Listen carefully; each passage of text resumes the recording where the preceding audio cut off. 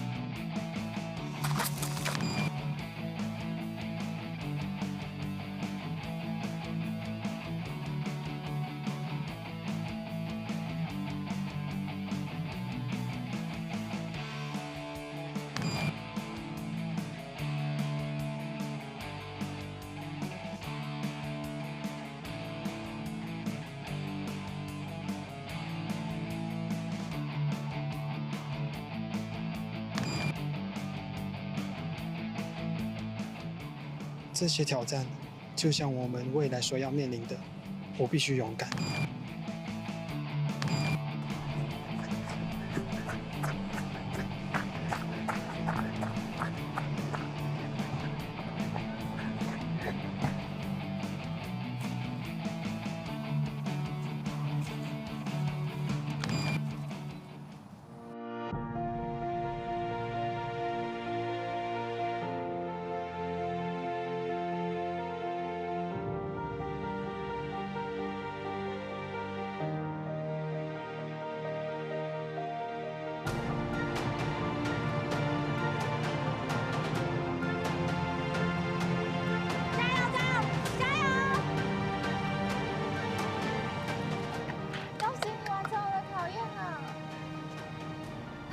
有什么话对我说吗？那你愿意嫁给我吗？我愿意。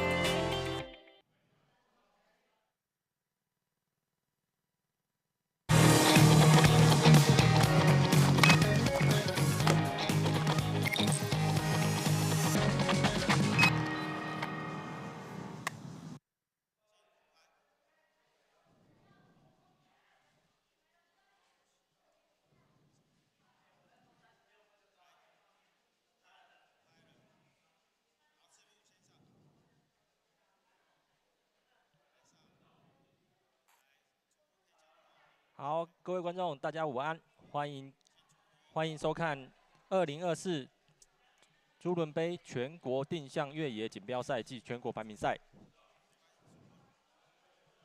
好，我们这比赛地点是在位于南投的暨南大学。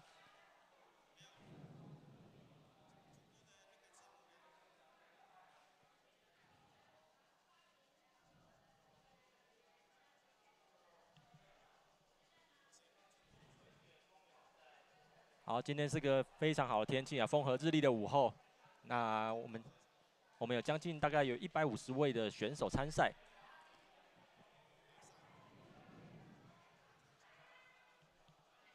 好，我们现在透过这个空拍机画面看到我们的南投暨南大学的那个场地。好，大家好，欢迎收看我们2024年朱伦杯全国定向越野锦标赛暨全国排名赛。我是今天的主播杨东远。那欢迎大家在这个风和日丽的午后，一起来欣赏今场的赛事。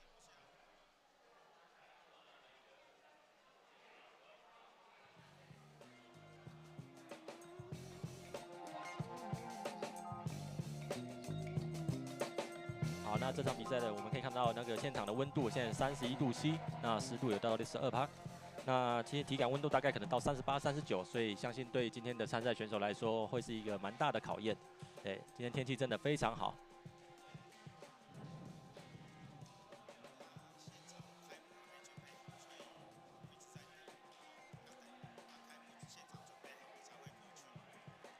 好的。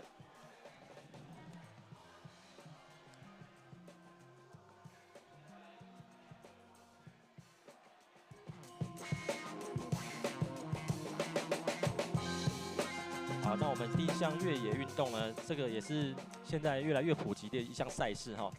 就是我们现在无论是学生或者是家庭，那其实都有越来越多人都愿意来参加这个赛事，因为它其实这个赛事不单单只是考验你的那个体力耐力，它其实也包含到你们的一些判断，因为主要是要看你们的地图。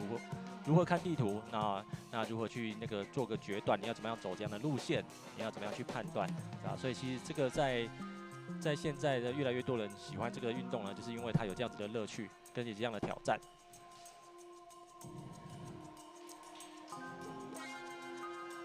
那而且因为定向越野这个运动啊，那它不会有固定的路线，所以就是哪里都可以比。那我们都可以把它当作是一个算是寻宝的游戏，那再加上越野跑的特性，对啊。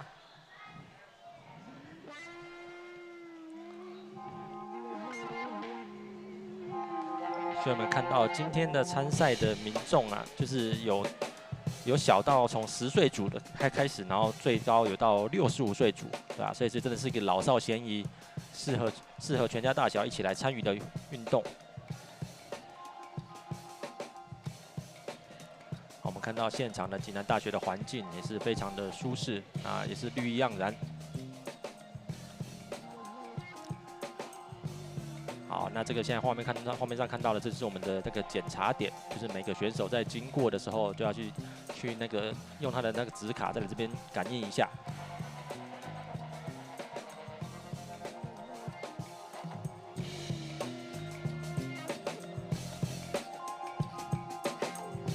而且我们这个定向运动啊，定向越野运动，它很有趣的地方就在于每个选手手上的那张地图啊，就是他们都是变成说到比赛的现场，开始看地图之后才开始计时，所以你也变成说你可能比较没办法说事先想要做什么功课，想要场勘什么的，这都是不允许的。所以这也是让这个赛事增加有趣味性的地方跟挑战度。然后我们看到现场的济南大学是一个开放式的校园啊，对吧？所以，哇，校园广达150公顷，所以这也是当然是也考验主办单位他们在设计赛事的一些规划，然后一些那个路线的安排，对吧？那我们待会会搭配到的那个专业的奖品呢，也会是我们这次的赛道的设计者跟地图的绘图者的林冠宇教练，他会一起来跟我们分享。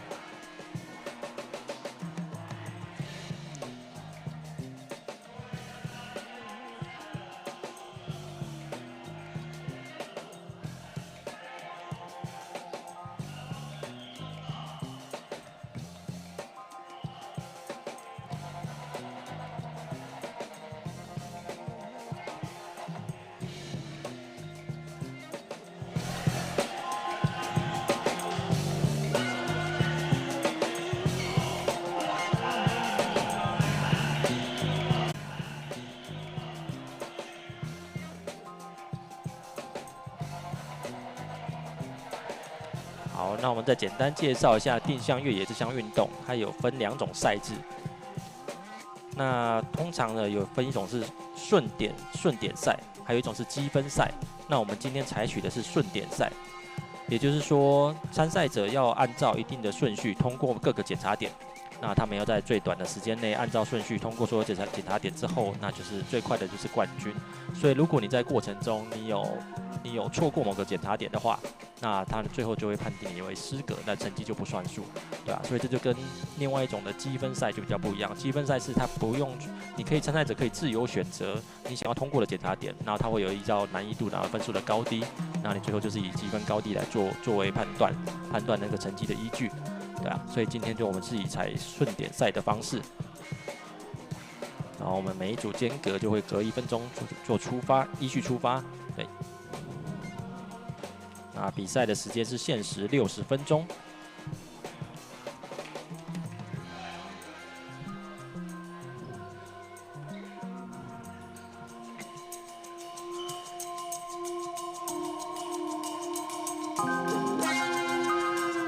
好，我们现在在比赛现场呢，待会也会有举行陆续选手的报道跟热身，还有开幕式的进行。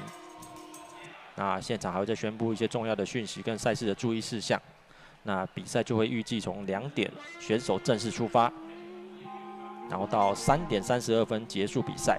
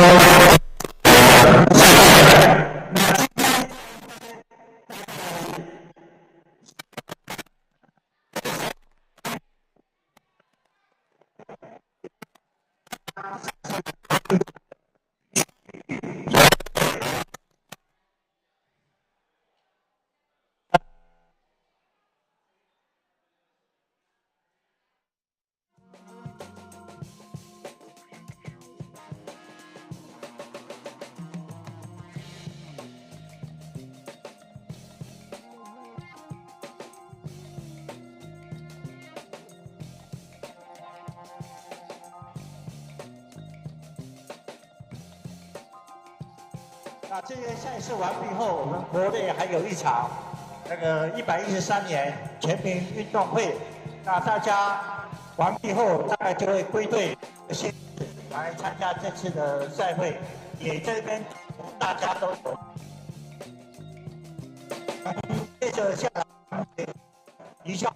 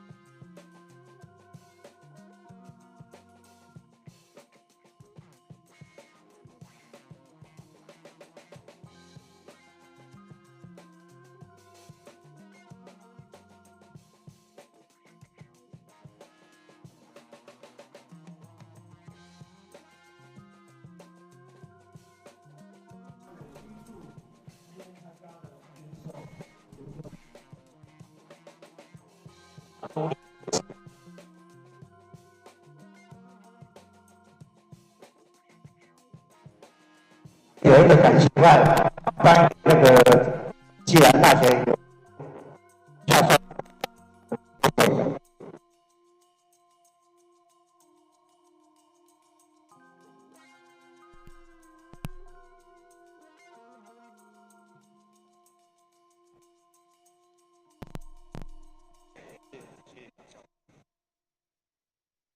好，我们现在大家将说明今天的赛事。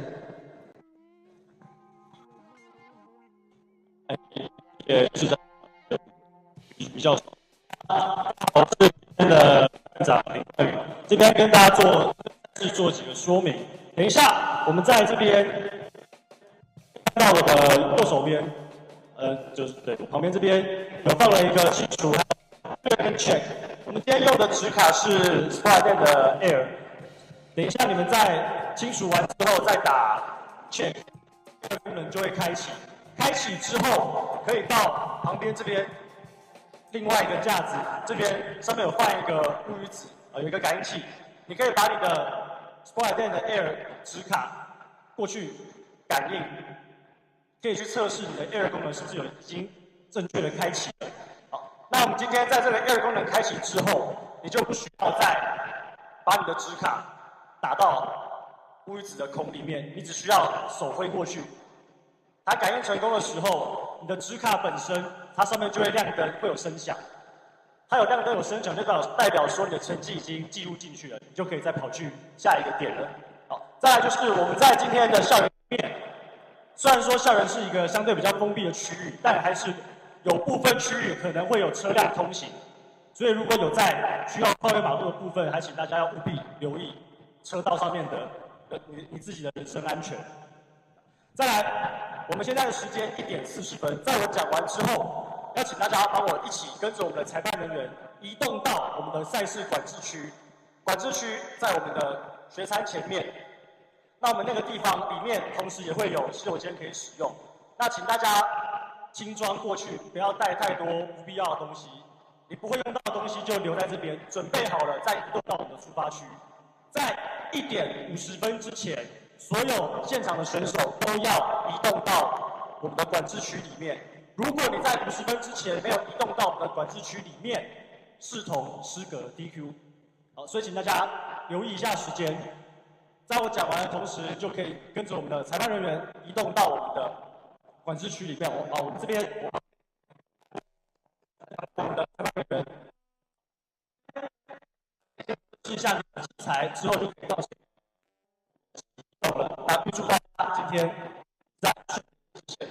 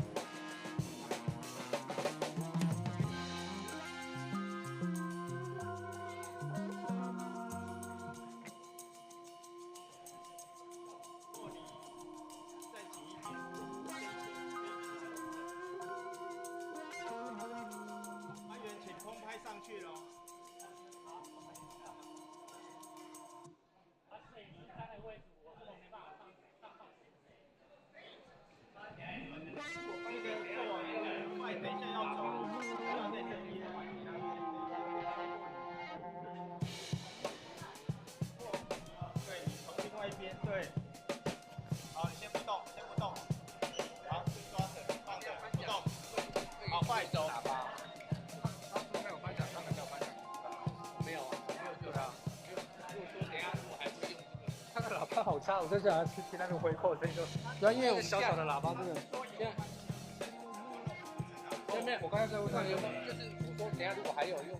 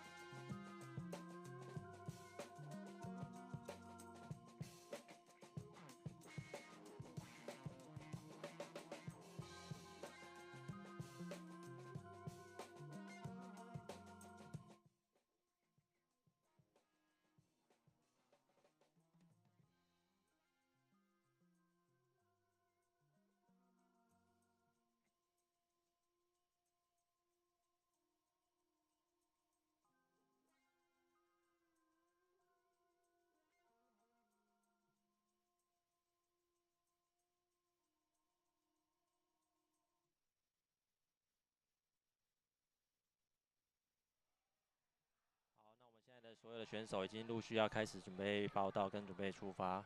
那现在在准备集合了。好，那我们看得到有一些小朋友哈，因为今天我们参赛的里面最小的有分到出发点。好，那我们的今天的有一个组别是家庭组。家庭组呢，它的规则就是3人一组，那其中要有一位是12岁以下的小朋友，对，所以这真的是很适合亲子全家大小一起来参与的活动。这样让我想到，我有一个小孩也在12岁以下，那应该下次也找他一起来参赛。好，那这是我们出发点。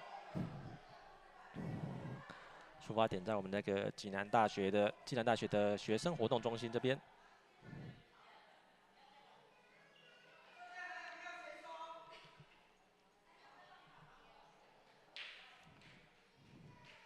好，那因为我们定向越野赛事呢，分的组别非常的多，所以我们那个出发的时间呢，也都会彼此在错开。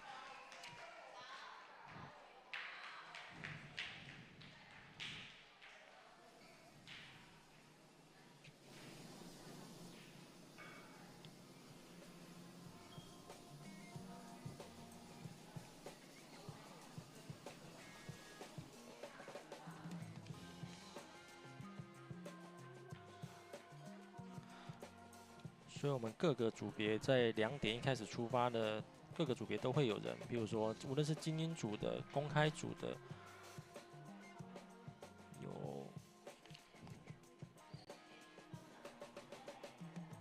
还有65岁组的精英的女子组，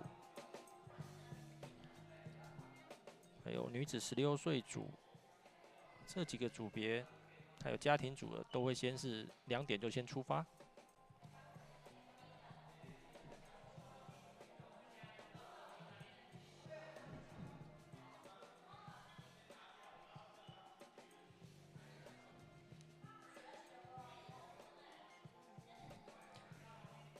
那现在定向越野运动呢，现在是其实很适合台湾的这个环境来推广的一个全民运动，对吧？那包含到无论是2009的高雄世运会，或者是台北听障的奥运会，也都是主要的竞赛项目。那同时，这也是我们2025年双北世界壮年运动会的竞赛种类之一，对吧？所以开始对这个运动感到兴趣的那个民众呢，也可以开始赶快准备报名哦。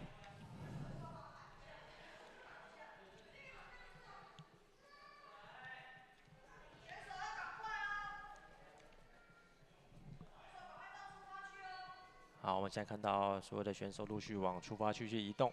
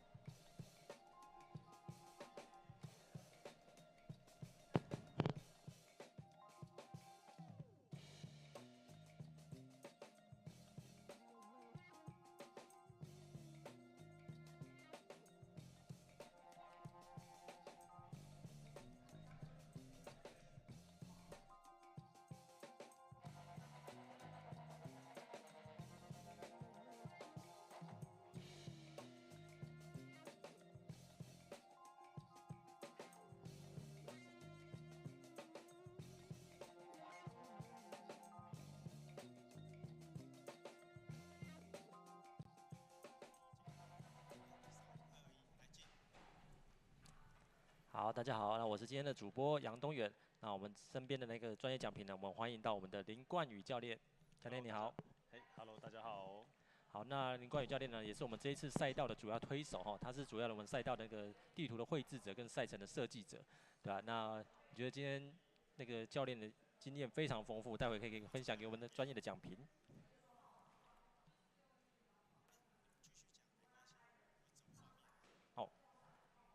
好，那我们刚刚前面有先跟大家简单介绍到我们关于定向越野这个运动啊，那我们也想要请那个教练跟我们分享更多关于专业的知识或者是这些专业的介绍。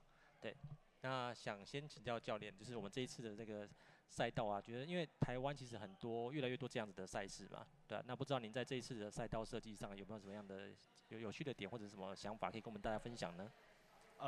其实这个定向越野的赛事啊，它有一个特点就是。我们是每一次的比赛，它都会在不一样的地点。对。那这次我们来到了这个南投的暨南大学。那这边学校里面的一个特色啊，就是有非常多的树木跟开阔的草地。那选手在穿越的时候，跑的时候，他就需要去很清楚知道他的方向，前进的方向在哪里。那如果他有一点稍微跑偏了，那可能就会有一些时间上面的损失，导致他的成绩可能就会没那么理想。对。哦，所以我们最考验选手的就是他在地图的辨识能力，对不对？对，这个也是我们这个运动最主要的。那也会依照每个环境的不同，那也会考验到他不同的能力。像是因为定向越野，我们可以分成赛事上面可以把它分成短距离、中距离还有长距离。对。那我们在台湾比较常见的大部分都是短距离的赛事。那这个短距离的赛事啊，它指的就是我们在公园、城市、校园这类的环境。对。像我们今天暨大就是一个很标准的大学的校园。对。那在这个短距离的环境里面呢，它的重点是考验选手点到点之间路线规划的能力，还有因为既然它叫做短距离嘛，所以其实距离上不会说是非常的长。那在短时间之内，你要在一边看地图，一边把自己的体能推向极限。对。那两者之间，在你的定向的技术跟体能之间取得一个平衡，那你才可以得出一个比较好的成绩。对，没错，因为像我身边有在参与这个运动的朋友，他是很会跑的，那但是他就说他不太会看地图，所以就会影响到一些时间啊。对，那因为我们今天的采取的赛制是采于顺点赛嘛，那也可以请教练跟我们分享一下顺点赛的那个重点。好，那顺点赛啊，它就是我们在基本上一般的只要是定向越野的比赛，都会采用这个顺点赛的形式。那顺点赛顾名思义就是要按照顺序去找点。从地图上所标示的出发的位置开始，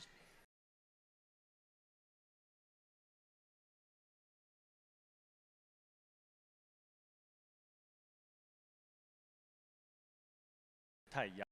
按照你地图上面的标示前进，按照所有的顺序找完之后，再回到终点。好，达到终点之后，我们就会去看你的时间。第一个是先看你的顺序，点的数量有没有找对。对。找对之后，我们才可以去比较你的时间。了解。那你只要有一个点没有找到，或者是顺序错误，那就会没有成绩，就会失格。哇。那而且好奇请问，就是通常这样的失格的案例会很多吗？每一届比赛里面？其实还蛮常见的。哦，还蛮常见的。哇哦。因为你要想，就是像我们现在，我跟主播我们这样心平气和坐在这边，其实我们的心率不太高嘛。那我们可以很心平气和的去思考这些事情。对。但是大家可以想象一个情境，就是当你心率上升到跑步的时候，可能160、170，甚至有可能飙到200的时候，哇，那你还要看地图，还要去思考，对，还要思考规划路线。那这其实是一件没有经过训练的话，它是一件很困难的事情。对。那尤其是你在疲劳的时候，心跳很高又很疲劳，没办法思考的情况底下，像我们今天可能有些组别要找15个点、16个点、17个点都有可能。对。那你就是有可能不小心就是眼花跳过一个。对。那就因为那一个没有找到，最后回来就会没有成绩。哇，哇，那这样就变成很考验。就如果是这种初学者想要参加的话，那他们要怎么样去训练这样子的？就是要从哪里开始训练起呢？其实针对初学者啊，我们会建议，就是因为我们可以把定向越野把它拆分成主要在做的话，可以把它拆分成2件事情。就是一个就是当然就是跑步，基本的就是跑步移动。那第二个就是这个运动的专项技术。对。那我们指的就会是看地图。对。那看地图的技术，再跟你的跑步能力结合在一起，就是你的比赛的表现。好，那在初学者其实最一开始大家会不熟悉这个运动的时候，其实比较不熟悉的是这个地图它呈现的方式。对。因为定向越野地图它是有很多不同的颜色还有符号组成的。对。你要看得懂这些颜色跟符号，才有办法读懂这张地图。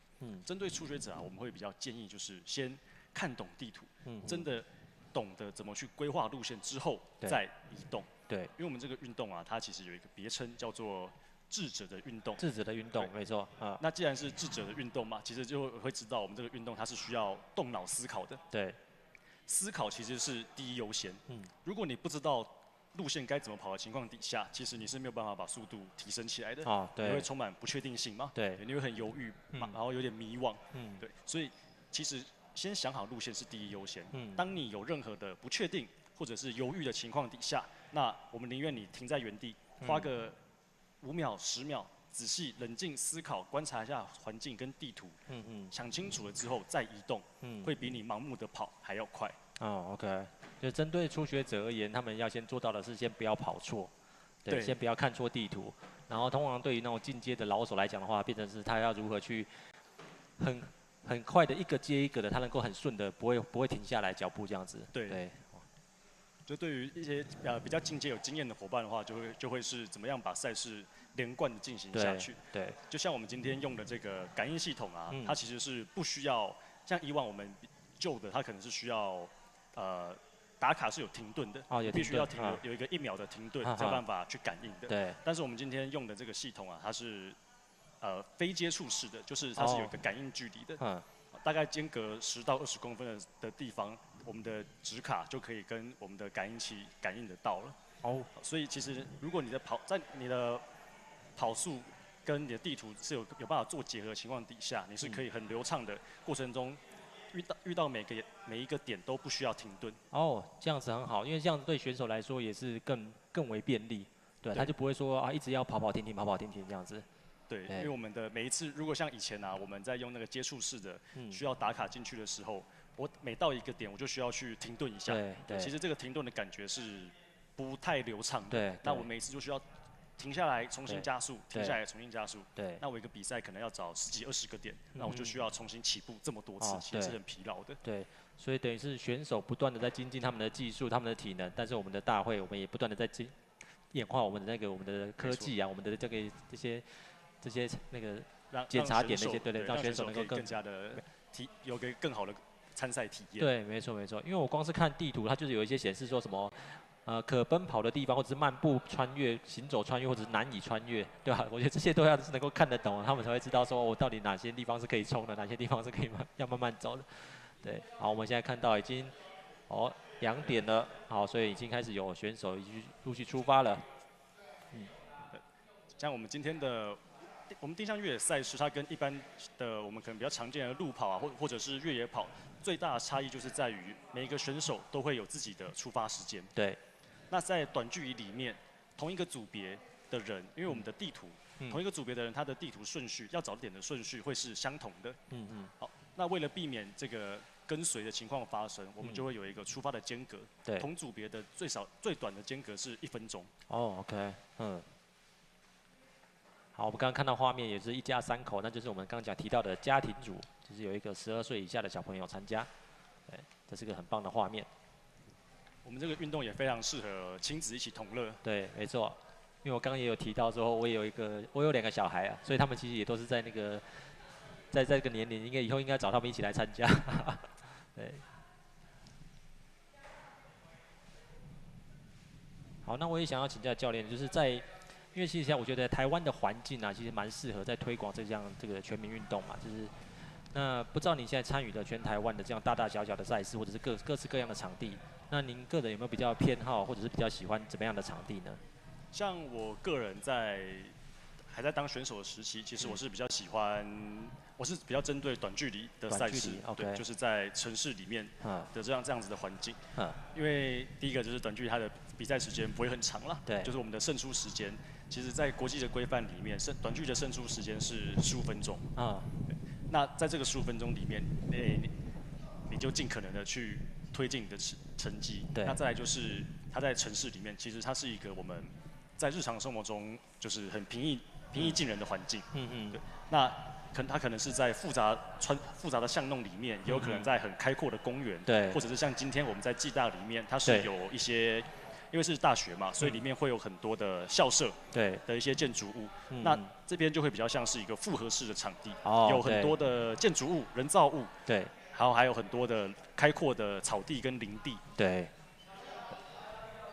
那其实像定向马这个运动，我们的选手他的一个发展轨迹啊，会比较像是一个经验的累积跟经验的总结。对，就像我刚前面提到的，我们可能要有一些，如果像我专攻短距离的话，那我就需要在城市里面。那城市短距离的环境有城市有公园，那像今天我如果只有在城市里面的这个经验的话，那如果我遇到一些开阔林地的地方，我可能就不太能够反应。哦，对。那像今天这样各半，我就需要其实都需要有相对应的技巧跟能力来应对这样子的环境。对。好，因为教练你本身也当过选手，然后你现在又是这个赛道的规划设计者，对吧？那我不知道你有没有遇过那种选手，或者跟你反映说，哎，那个好像难度可以再拉高一点，有遇过这样子的这种不合理的要求吗？还是？也不会不合理啊，因为其实每一个地方，每一个选手，因为定向这个运动，它就是在考验选手独立思考、独自规划路线的能力。没错，对。所以其实每一个人喜欢的环境，还有喜欢的路线难度都不太一样。对。那我们在每一场的赛事里面呢，我们就是会针对环境去它的特色、赛道的特点去做一些规划。对。那当然我们不可能一种形式或者是一种场地去满足所有人，那我们就是尽量的去满足大家，提升比赛难度。哈哈 ，OK。那所以像现在这样子的，因为我们在暨南大学那个校园也很开阔嘛，就是有很多的那个适合设计赛道的一些规划。那我不知道你觉得台湾在各个大学里面，那有没有还有其他大学是也比较适合这样的规划呢？因为像譬如说我是住淡水，那我记得像可能关渡大学，那或者是有一些比较校园比较有这种开阔式的这种环境的话，可能都比较蛮适合的，是吗？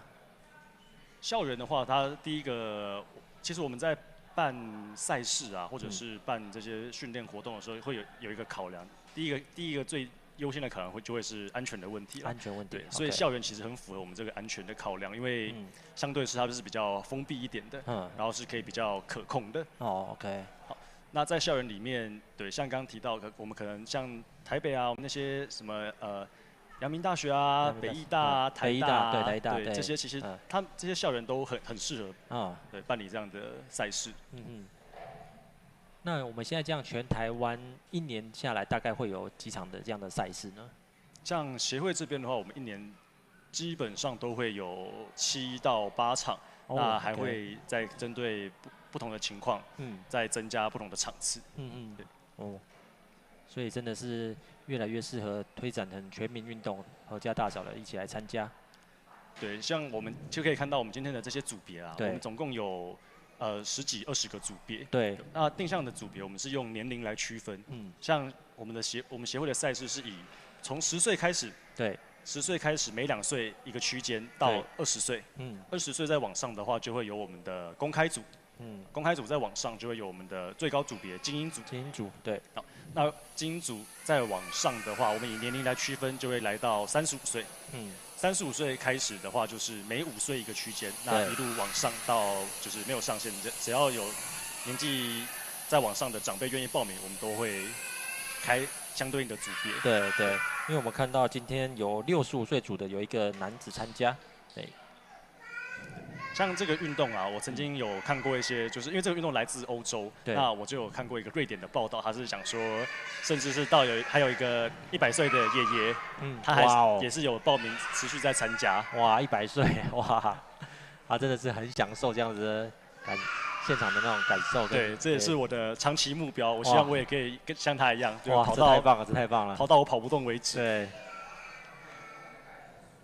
因为我们刚刚也看到有些民众，他们参赛者，无论是他用跑的、用走的，其实都有哈。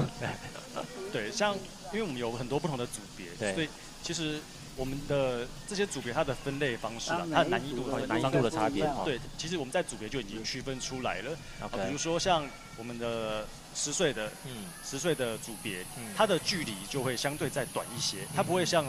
比如说路跑，我一个组别我可能就是3K、10K，对，或者是半马，什么年龄来参加，我都是要完成这么长的距离。对，那在我们的比赛里面，比如像今天我们的精英组最高的组别，它的里程完成可能会在4公里左右。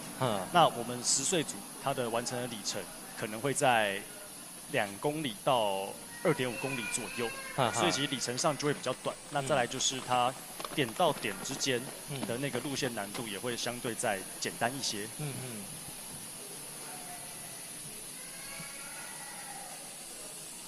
哦，看到这个选手速度有拉起来。像画面上看到的就是我们一般在跑的时候啊，我们并不会全程都一直在看地图嘛。对，就是我们比较常见的方式就是边跑边看没有错。那我看完之后，其实我看的过程就是在规划我的路线，然后把我要看的特征，其实我们会锁定对这些特征，我们叫做攻击点。它就像是我看到什么东西，代表我在我正确的路线上面。OK， 我前进的依据是什么？好，所以我在跑的过程中，我就会去把图上看到的资讯对应到现场。对，就是我们讲的，这是一个叫做图景对照技术。对。好，就是你地图上看到资讯，你要把它转换到现实之中去找到它。好，跟现实做一个连接。对，没错。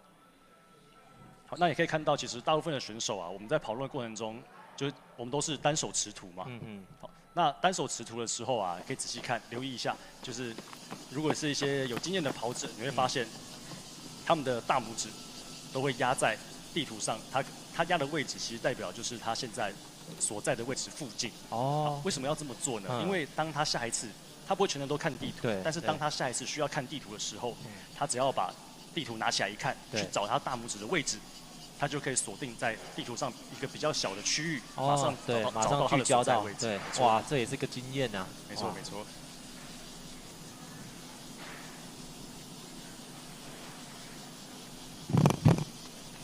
像定向它有一个比较特别的东西，就是像现在画面上，大家从出发区，我们所谓的出发区出发。对。那我们出发区它的设置啊，我们是在，因为每个人都会有自己的出发时间。对。你在出发的前3分钟要到我们的出发区检录。对。那每1分钟你会推进我们就叫做，我们把它称呼叫做-3，就是你出发的前3分钟，-2出发的前2分钟，跟-1。那我们在-3的时候是检录，就进入我们的出发区。对。-2的地方会领取我们的提示卡，提示卡就是地图上面的那个表格，代表描述这个检查点的位置在哪里的东西。对。好，那到-1的时候就会领取我们的地图。好，那一开始到-1做准备的时候啊，地图是不能打开来看的。对。那我们现场最多就是让你确认组别。好，那直到你的时间到了，比如说我是2点10分出发的，好，那我们现场就会有一个蜂鸣器倒数，好，在倒数10秒的时候会先响一声，对，好，那直到倒数5秒的时候，每1秒都会有1声，好，到最后1秒的时候会有一个长音，然后就代表说你可以出发了，好，那出发的同时，你才可以把地图翻开来看。对，哇，所以这也是这个运动最有趣的地方，就是你在出发的前1分钟，你才可以拿到地图，然后才可以准备打开来看。对，你完全没有办法预做怎么样的规划跟准备。对，是，对，就是每1分每1秒，你在思考的每1分每1秒都算在你的竞赛时间里面。对。那这样我也想要请教教练，就是在这样设计的过程中啊，那你会去，因为你要可能设身处地去想说，哦，如果我是参赛者的话，你会给他怎么样的挑战？就是你在这设计过程中，你会先以什么样的重点作为你的设计的考量呢？像我们短距离的赛事啊，因为它最主要考验的就是选手规划路线的能力。在很短的时间里面，因为分秒必争嘛，对，你必须要在最短的时间内思考出最有利的路线。对。那我们考验的就是这个点到点之间它路线的难易度。难易度，就像是精英组的组别啊，我可能就会设计点到点之间，它可能会有2、3个不同的选项。那你可能当下这些选项它的条件可能是很接近的，就是里程都差不多。那穿越的地形条件可能有点不同。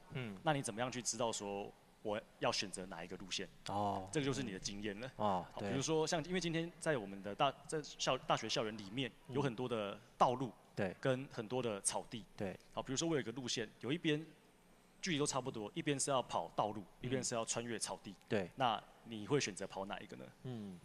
好，那这个就因人而异了，就没有绝对。哦。有的人可能我很常做一些越野跑的训练，对，我对穿越草地很有信心，那我就会选择穿越草地。好，那如果我对这个跑草地可能对我来讲有点吃力，我就会选择去跑道路。道路，对。所以我们在校园里面其实就有很多不同的变化。那每一个像我们的赛程难易度啊，主要就是可以去看这件事情，就是点到点之间，你当下直觉，你看得出几种不同的路线。好，这个东西我们叫做路线选择，就是选手在跑的时候所看的。那既然叫做选择，代表就是我们在一开始做判断的时候，我们会先大致上看出有几种不同的路线。对。你认为你有可能跑的路线。对。接着你再从里面选出一条你认为最合适的。对。那这样可是因为我们这一次的赛事是顺点赛嘛，那所以在路线的选择上，它不会有说这样子会导致顺序会有错的问题。不会，就是这个路线选择指的就是说你的点到点之前，比如说我起点到1号，那它有几个路线。哦。它可能到这个点的方式有2、3种。那你挑出其中一个，然后去到达1号这个位置。再从1号去看出有几种，可能有2、3个不同的选择。再从里面挑出一个到2号。了解。好，所以我们刚刚在看到画面上，有的人就是也会那种穿越草皮，就是对怎么样的路线，他们要自己去判断跟选择。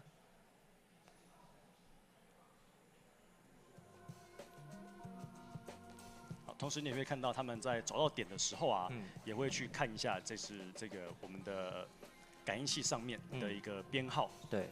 好，因为像我们一场定向越野的赛事，在整个赛场里面，可能会有数量非常多的检查点，各个不同的检查点，但并不是每个都是你这个组别要找的。哦。或者是你有可能提前先经过一些不是你当下顺序要找的点。那我们就要去确认一下那个感应器的号码。如果你打错了，那你就必须要去找到正确的。但是这样打错还不会，就是不会算失格。打错是不影响的，不影响。OK。理论上来讲，就是我最后读成绩的时候，我的系统里面要读到你有一个完整的顺序。OK。对，那你过程中有多是不会怎么样。OK。因为你多打点只是浪费时间嘛。浪费时间。对。那我们比赛就是比谁最快完成嘛。对。那你有多打，你已经有一个时间的损耗了，所以它是不会有影响。OK。像刚画面上有看到他们打到点之后啦，同时也会把我们的纸卡，戴在手指头上面，拿到耳朵旁边去听，因为感应成功的时候，这个纸卡它本身自己会亮灯，也会发出一个声响。OK。所以可以看到他们在感应成功的时候啊，大致上会有2种不同的方式，一个就是把纸卡拿到眼前，用眼睛看。对。另外一种就是拿到耳朵旁边。对。然后用听的方式。OK。对，难怪刚刚有看到有些人就会把手举起来举到耳边这样子。没错没错。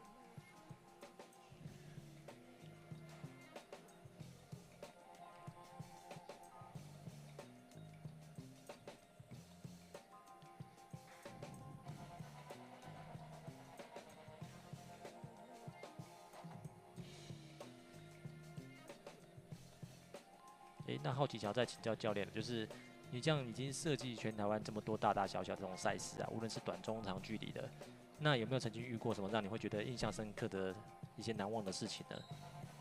难忘的事情，其实对我来讲比较难忘的通常都是事前，就是在画地图啊，然后在做场地的一些确认的时候，因为有时候通常就是自己一个人嘛，对，然后到一些陌生的场域。其实，然后再加上可能有时候遇到的天气不太好，哇，自己一个人走的时候就会有点害怕。对。但大部分的时候其实会想说，但我地图上面的资讯其实很清楚。对。虽然我没来过，前面看起来有一点害怕，但还是会继续走下去，因为地图上的资讯就是有呈现出来。对。所以因为这也是。教练您的专业哈，就因为像教练本身自己有一个工作室嘛，对，就是定向那个运动的工作室，对，就是在专门在设计啊，绘制这些地图的跟赛道设计，对。因为像我自己本身的这个工作室的名称就叫做丁巷，就是这个西门町的町，巷弄的巷。对。那取这个名字的话，它的一个由来，其实第一个当然就是因为它是定向的谐音啊，对。那另外一个就是它的读音，就是丁这个字，它也可以读作挺。哦。那它如果它读作挺的话，它其实就像是在日文里面就是城市、小镇的意思。对。那它其实就会比较像是我们在台湾很常办的短距离的赛事，都在城市之中。就有一个在城市巷弄间穿梭的意象。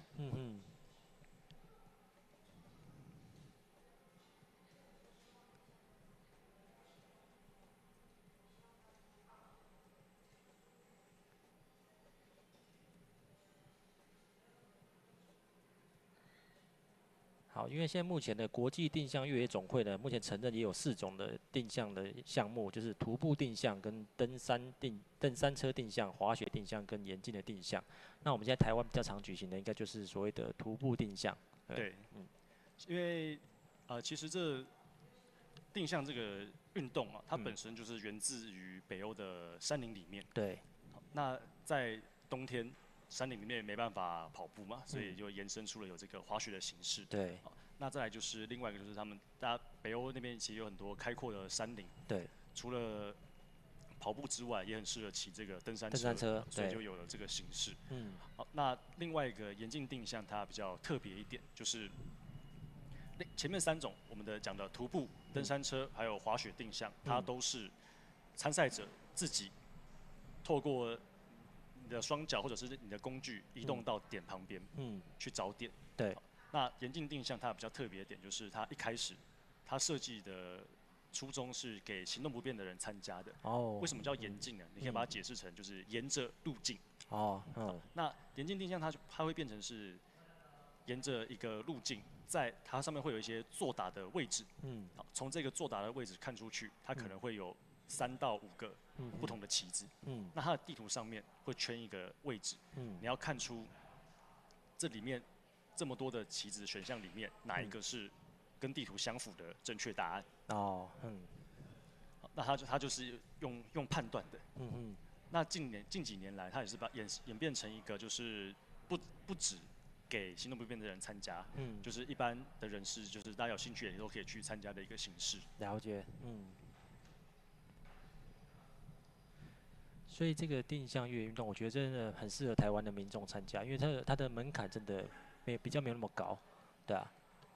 对于初学者来讲啊，其实大家都可以在这个运动里面找到适合自己的难易度。对。好，就是从比较简单的组别开始。对。好，那其实如果是第一次体验、初体验的话，会比较推荐大家可以参与我们的另外一个形式，叫做积分赛。积分赛啊。因为像我们今天这个顺点赛啊，它比较严格一点。对。因为是比赛嘛，它会比较严肃一点。对。你只要有一个点没有找到，就会没有成绩。对。所以对于初学者来讲，可能会有一点困难。对。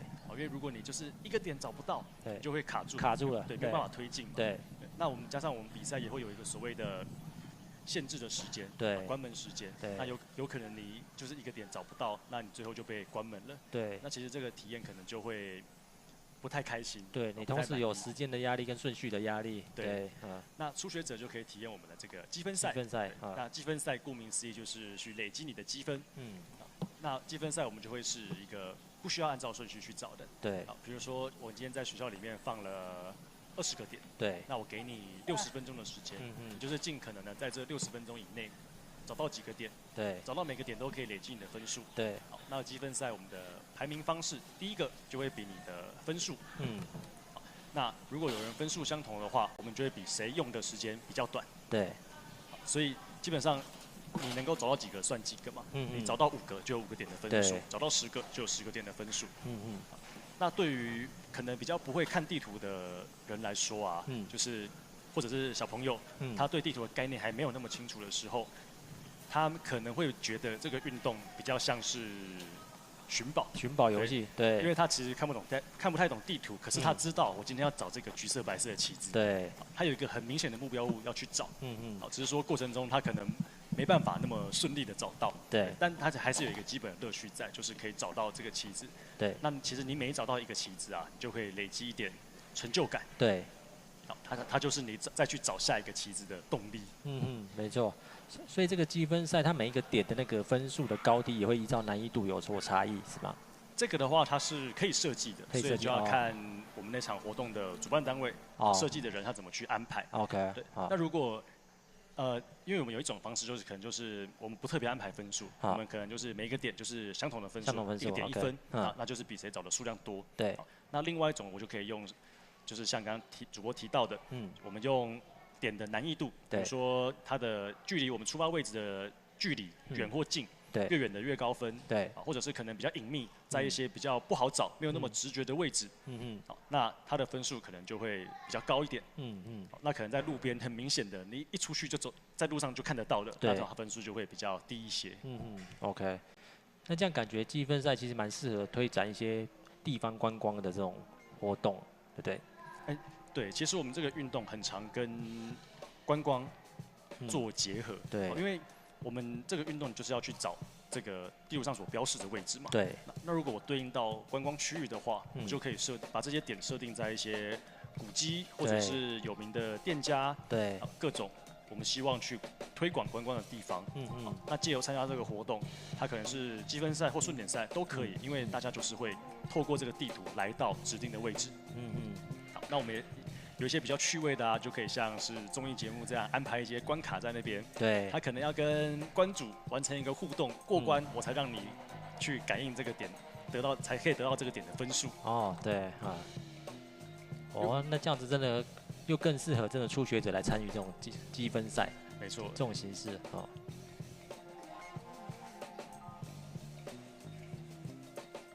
对于初学者来讲啊，其实我们会比较去强调这个运动它的游戏性。对。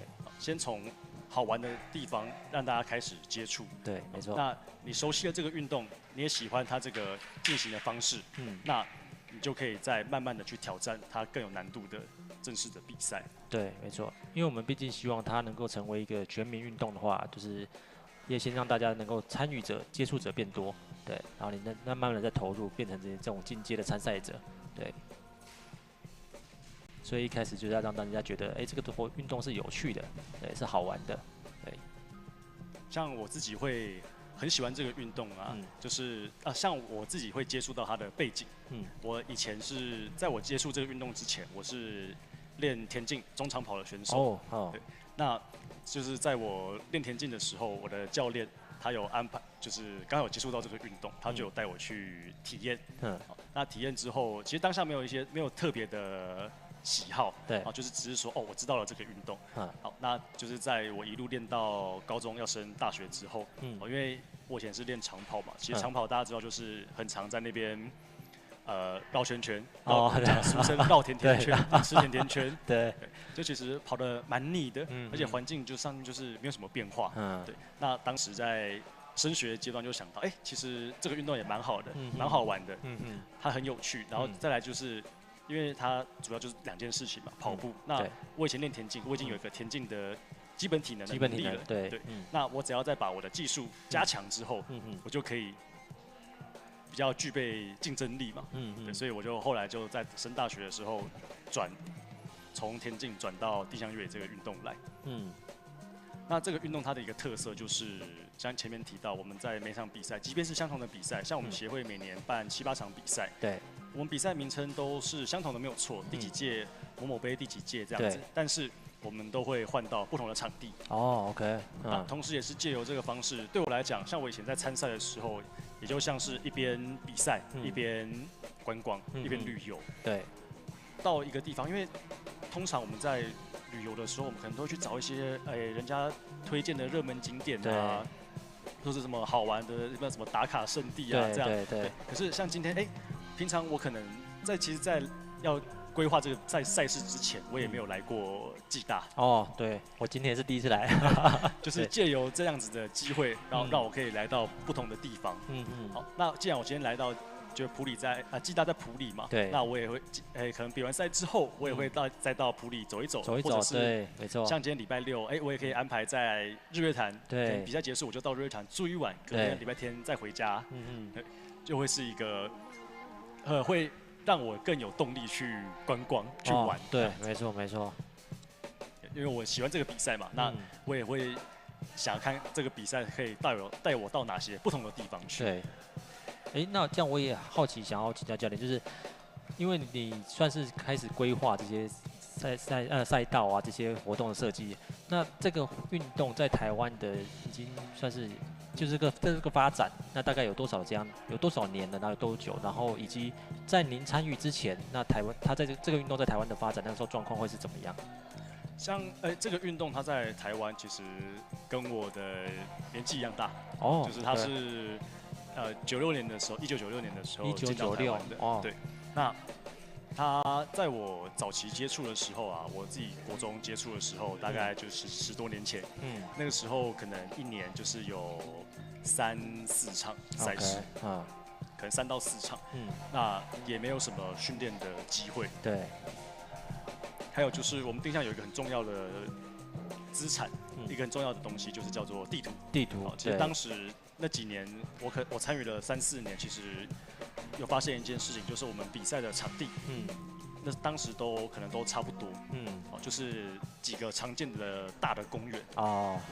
那其实以这个运动它的发展来讲啊，这样会有一点受到限制。对，就是因为它可能比到最后就变成是一个参与比较久的人，他会变成像是比谁的记忆力好。对，就因为像比如说学校或者是公园，其实环境的变化。在几年间，它不会变化很大。对，这样没什么新鲜感了。对，没有什么新鲜感。对，即便你赛程就是点的位置不同啊，顺序不同，但差异也不会太大。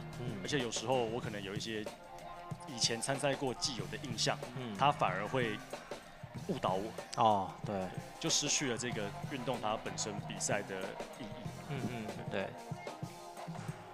对，因为我觉得我们这样台湾的观光的资源啊，这些地理环境，所以真的能够结合地方观光的话，真的是可以到全台各地，然后找适合的场地，然后就来安排一下2天1夜游。对，这是蛮好的。像我之前去欧洲参赛的时候啊，其实欧洲那边会有很多的我们叫做多日赛。多日赛，对，就是可能。短的就是一个周末2天，那再长一点，3天、4天、5天、7天、10天，哇，可以到那么久，对，都会有。对，像我在以前比较常出国比赛的时候啊，在每年的暑假，我也都会挑很多这种5日赛去比赛。那它的这个5日赛啊，它就是总共会有5场。那中间可能会有一些包含前面的报道跟休息日，大概就是1周的时间。好，那我就会用这1周的时间都在这边，在这个比赛里面去得到一些经验。好，那除了比赛本身之外，就像刚刚前面讲的，就是有一点观光的意义在嘛。除了比赛之外，既然都到了这个地方，也会顺便再观光一下。对。那所以像我们台湾就比较少办这种多天数的这种。对，因为目前我们台湾的话，大部分都是这个单场的赛事。OK， 就是礼拜六或者是礼拜天，就1场就结束掉。对。因为我就是刚好应该上个礼拜吧，就是看到朋友去参加，他在那个观音山的那个运汉岭。对。因为那个赛道跟就是赛事的相关内容也是我规划的。对。因为硬汉岭我也蛮喜欢的，就有时候会那个爬上去看一下风景，那边真的很棒。对，那个地方它像我们那个探旅新北啊，它的一个竞赛的性质，其实会跟我们今天的比赛有一点不太一样。对，因为它的面向比较像是在结合观光推广一个。我们的新北市的行政区对，那借由这个运动带大家认识不同的这个环境里面不同的样貌。像观音山，大家常走的可能就是那个硬汉岭那边的一个登山步道，对，一个既有的路线，对。但像我们这次我们出发是从游客中心，观音山游客中心，对，然后走了另外一条旁边的，我们从土路。上山，哇，会先上到一个停机坪，好，再上到硬汉岭，好，硬汉岭之后再下到弱者俱乐部，那其实跟大家平常习惯的路线是不一样，不太一样的，对，而且它那边的登山步道其实是有一点错综复杂的，对，那我们也会在这个错综复杂的路线里面做出一些，就是我们刚刚提到的路线选择的变化，对，所以其实在山上也有蛮多选手来当天的参加者就是迷路的。对对对，因为我那个朋友他就是分享说啊，他就爬上爬下，爬上爬下，他就是看错地图。对，就你一不小心看错，你就会跑错。对，然后那就会变成是多余的体能的损耗。对对对，因为硬汉你那边算是蛮多阶梯的。没错，就爬升是非常多的。对对，就像我们今天一样，就是精英组啊，它的里程，它可能顺利完成的话，是4公里以内。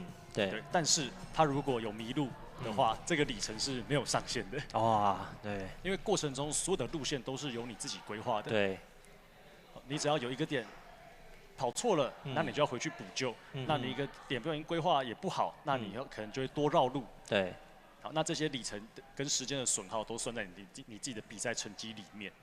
好，这也是我们就是初学者可能你只要觉得有找到。就是就还不错，对。但在进阶一点，我们就会去思考这个找的细节是什么。哦，对，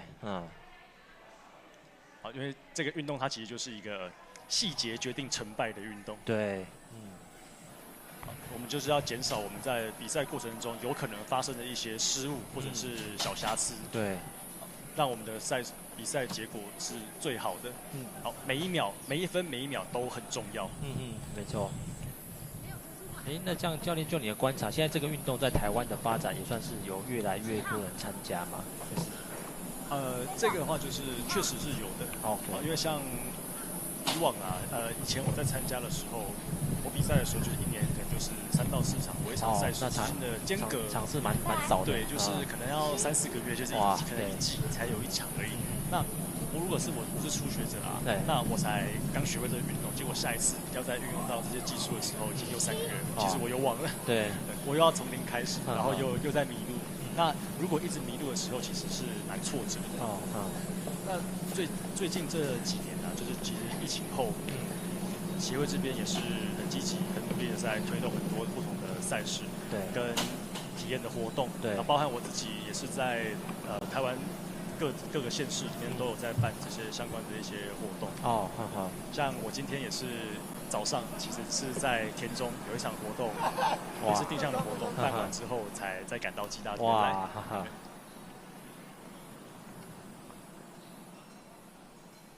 像我们今天早上在田中啊，就是跑在街道上。街道上，对，田中那边因为有一个很知名的田中马的赛事嘛。对。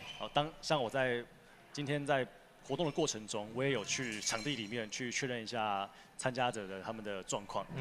那我在某一个点旁边拍照的时候，就有很多热情的阿姨们，就好奇我们在做什么。对，他们那边真的很热情啊，对，非常热情，就我有点吓到。对，但是就还蛮感动的，也是跟他们分享了一下这个运动。也是借由这个方式，就是在街道上啊，其实。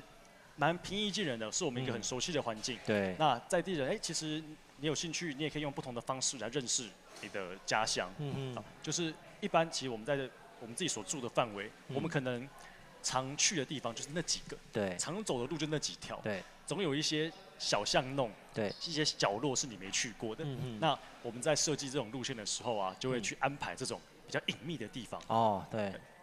像我们有时候，像我之前在学校，比如说像暨大啊，或者是其他不同的校园里面，有时候办一个赛事，那可能有这个学校的人来参加，办完之后他的感想就是，这个地方我怎么从来没来过？从来没来过，哇，也帮他探索一下校园。没错，对，所以有时候我们也会结合这个学校的新生训练，那我们就把这些点位都安排在学校的各个角落里面，那他跑完这个活动之后啊，他也认识了这个校园。哇，这个结合新生训练，这太棒了，这太棒了，这样他就可以知道说，我学校里面有哪些重要的资讯。对，我在最一开始就知道了。对，哇。那因为刚刚有提到那个你们在街道巷弄这样的比赛啊，因为像这是有别于马拉松嘛，因为通常马拉松就会有一些比较严格的交管的一些限制，或者是一些人力要维护。那在这个定向越野的赛事，如果他在街道巷弄的话，会有这样子的限制吗？这个的话，我们就会看就是活动性质。如果是竞赛的话，当然我们还是以安全考量为第一优先，就会去选择，可能会做一些交管或者是我们都不会到封路啦。了解。因为像我们地图上面，它其实有一个符号叫做指定通道。哦，就是如果我们有可能需要穿越马路的时候，那我们可能就会在这个指定，我们会在地图上标示一个指定通道，同时在现场安排交管。我们不需要全时段封，因为我没办法确定我的选手什么时候会通过。对 ，OK。那我只要配合弹性，我只要有选手要来了，我挡个5秒，选手通过了就可以解除。OK。好，那下一个又有人来了，我再挡就好了。OK。对，所以基本上像协会啊，我们这几年蛮常去一个，也在南投，是我们南投的中心新村。中心新村啊。那像那边其实它平常的车流量比较没那么多，对，比较少一点的。对，所以在这边的街道上，我们就可以比较安心。对。那同时，当然我们也会在事前，像今天的赛事说明啊，或者是我们事前的公告，也都会告诉大家我们的场域的环境是什么样子。那有需要注意的地方，也会一并提醒大家。了解。对，因为中心新村那边的环境就是感觉，生活节奏就比较慢，然后就是很慢活，然后车流量没那么多，就蛮适合的。对，而且那边有一个特色，就是它的房子都长一样。这个。你是在地图上跟现场你是看不出有什么变化的。哇，那这也等于是增加了他在那个辨识地图的一些难度，是不是？对，就你怎么走的好容易迷路哦，对，都长一样，都长一样，哇，这也是有趣的地方哦。所以一些可能你对地图没那么熟悉的人啊，如果你去找某一个路口，在中心新村去找路口，你就会很挫折，对，因为你如果对错一个，你原本规划好可能要过2个路口之后右转。对，那个策略会整个乱掉的。对，你永远到不了你想要去的地方。哇，虽然说很享受那样的环境啊，那样的氛围，但是这样蛮崩溃的，一直到不了。对，你会发现，这个地方我好像有来过，可是这房子怎么都长一样。哇，这个是什么？农历7月要到了。所以这也就是我们在不同的环境里面，你所体会到的环境的变化就会不太一样。对。像在中心新村这样的城市里面啊，其实我们就对于地图的判别上，我们的策略就会做一些改变。因为在那边其实都是有很多的房子，然后跟很多的巷弄嘛。对。那我们就需要去寻找地图上比较不一样的特征。对。可能是，它突然某一个区块它是有一个公园的，有一个绿地的，那其实这样的地方它就会非常明显。对。因为其他地方全部都是街道，都是城区、住宅区嘛。对。那如果突然出现了一个，比如说是停车场的空地也好，或者是公园的绿地，一小块绿地也好，那它都会是一个非常明显的提示。对，你看到这样的东西，它可以帮助你快速的锁定你所在的位置，好去帮助你做一些策略上面的判断。对。好像现在这个画面上可以看到，就是我们的选手他从最后一个点刚冲向终点，非常的卖力，可以让他的脸是非常的跑得非常的用力的。对对对。也都是很享受满足的表情呢。好，因为刚刚有提到那个教练算是在接下来后面这几年的发展，就是在地图的那个精进上跟绘制上，就是有别于以往。那不知道您在绘制这些地图的时候，就优化这些地图的时候，在前面的这个过程中，是有人怎么样去教你吗？还是说这是得是你自己慢慢一路摸索出来的？这个部分啊，就是像我在开始参与协会的这些赛事筹备之前，我是有跟一群就是志同道合的伙伴，我们是有一个俱乐部，好，因为这个运动啊，它的发展，像在欧洲那边，它是比较偏向所谓的地缘关系，对，好，那在每个区域，它可能会有一个组织或俱乐部，好，像对应到我们台湾的话，就是各个城市都会有所谓县市的委员会啊，或者是俱乐部这样子。那当时因为我平常是在台北，我们在台北就有一个俱乐部，好，我们平常就有在办很多不同的训练活动。OK。那我们的当时成立的这个初衷就是希望大家选手们有更多的，或者是有兴趣的人有更多的参赛机会，对，更多跑新的不同地图的一个机会。那我也是从那个时候开始初期。从不会画图，然后跟着伙伴们一起讨论，然后去研究各种地图呈现的细节啊，慢慢一步一步学会画这个地图，就是有点像在做中学啊。OK。那就是因为地图它是我们这个运动最重要的东西嘛。对。你地图呈现的好与坏，会直接影响到我们赛事它的结果。对，没错。因为这也是我后来才就是找了很多资料啊，或者是询问了很多，不管是我们国内的伙伴，或者是国外的我认识的一些选手。那其实这个地图我们归纳出来，就是最重要的事情。第一件事情就是你要清楚的呈现出它哪边可以过，对，跟哪边不能过，不能通行。对，所以其实你去看我们的这些符号啊，你会发现它很多东西的叙述都是在告诉你可以过或不能过。对，这是最重要的。对，可以过的建筑物，好，或者是不能过的建筑物，可以过的墙跟不能过的墙，对，可以过的悬崖，不能过的悬崖，对，它是有差异的。好，那其实我们的选手他就是要了解这些颜色跟符号，他才有办法看懂这张图嘛。看懂这张图，他才有办法去规划路线。如果他连哪边可以走，哪边不能走，他都辨别不出来，他是没有办法规划路线的。哦 ，OK， 那同时这些符号的定义，它也就是我们的赛事规则，选手要去遵守的规则。地图上画不能过的地方，你就不能去穿越它。OK， 对。那如果你有穿越这样子的地方，那你就会失格。对对。好，那因为我们定向越野运动也有一个规定，就是说参赛者也不能说在事前就先来什么场勘呐，这是对对对。就是我们在比赛的时候，我们会有一个所谓的比赛的简章。一般人比较熟知，应该就是我们比赛的简章。当我们这个简章一出来的时候，对应到我们定向，其实它叫做1号公告。1号公告，好。那这个1号公告，它就会告诉你说，我们的这些比赛啊，可能它有一些基本的资讯。好，比赛在哪里，什么时候，然后我比赛的范围、场地范围有多大，我们公告这个范围出来。那当我们公告以后，要参加的选手，好，你就不可以再到我们的场地里面，来勘察。好，那当然这个是一个道德的部分。哦，对对对，因为我想说，如果是他是一般民众来这边，那你可能也辨别不出来。我们不会，当然我们不会特别去限制，但这就是一个规则规范在这边。了解，还有另外就是，即便你真的有先到现场，你也不一定会得利。哦，对，你也不知道赛道到底规划是怎么样，你不知道到时候路线会是什么。对，因为也是现场才开讲，才知道说今天比赛怎样比。就有时候你先去现场啊，你反而会被你既有的印象误导。哦，对对对。反而当下可能跑得不是很好。对对。还不如就是保持新鲜感。对。等到出发的那一刻，再把地图打开来看。哦，对。那可能也是要等到有一些老手真的是很熟悉教练的，就是知道说，教练这个通常是怎么样设计的，他有点是这样考前猜题，他跟他猜的。破解我的题目。对对对。他想要先考前猜题，看能不能猜对这样。就其实针对这一点啊，针对这个赛场的细节，就是我们可以其实像这也是我们在国际赛常见的一种猜题方式，对，就是我们会先去看他公告的这个范围。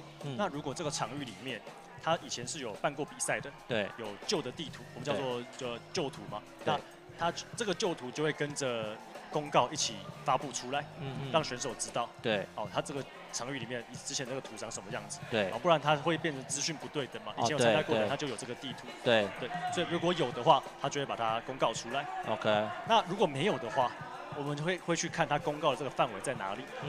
那我们可以透过一些方式，比如说是 Google 的空拍街景，有街景的地方我们去看一下。哦，对。如果可以看得到他赛场里面的资讯，那其实我人不用到现场，这些东西我都看得到啊。对对，没错。他也没有违反我的规则，因为我人就没有到现场嘛。对对对。但是我可以先知道，先对环境有一个预期。了解。好，我们现在看到现在时间是2点45分。那因为刚我们出发的组别各有不同嘛，现在最晚出发的是2点34分，所以现在已经是所有选手都已经出发了。对，那已经也有很多选手已经都回来了。像我们的因为我们的组别有非常多嘛，对。那在这么多的组别情况底下，我们会像我在安排这些赛程的时候，像我们今天在那个我们的公告上面，你会发现就是组别的那个栏位啊，每一个就是赛程资讯的地方，它有写到就是每一个赛程它的直线距离，还有它的预估的完赛我们叫做胜出时间是多少？对，这个胜出时间就是我们主办单位预估第一名的人，他跑完的时间会是多少？哦 ，OK。像我们今天每一个组别都是预估15到17 15到17可以完成。对。那像精英组，它的赛程这个赛程长度是3.1公里。好，那这个10岁男子组，它的这个直线距离是2.3公里。因为10岁的人跟我们的精英男子组，他的15分钟可以跑的里程就不太一样嘛。对，所以即便是相同的时间，我们也可以安排适当的难易度给他。对。好，所以我们看到家庭组虽然说它的赛程是2.3公里，但是它的那个 checkpoint 的检查点又多达17个。是的，对。那像我在安排这个家庭组的路线的时候啊，其实我就会把它做的难易度相对是在偏简单一点。就是它点到点之间呢，可能不会有太多复杂的路线选择，比较偏向是引导他去找到下一个点。对。等于是让他们尽量参与到每个点这样子。对他只要找到正确的路径，基本上他就可以看得到下一个点的位置在哪里。OK， 那因为今天我们在画面上其实可以看到有很多选手他是需要去穿越建筑物里面的，对，要去穿过一些我们在地图上标示浅灰色的区域。因为这个浅灰色它的定义啊，我们比较容易懂的话，它其实叫做可以穿越的建筑物。那定义上面其实就是一个有屋顶，然后你可以从底下穿过去的地方。OK， 对应到学校里面，你就会看到是走廊啊，然后可能是司令台啊，对，公园里面可能会有凉亭啊，这类的东西都会是一个用浅灰色来表示的区块。对。所以像今天我们在判断的时候，他就必须要去确认一下，就是哪边可以走，哪边不能走。没错。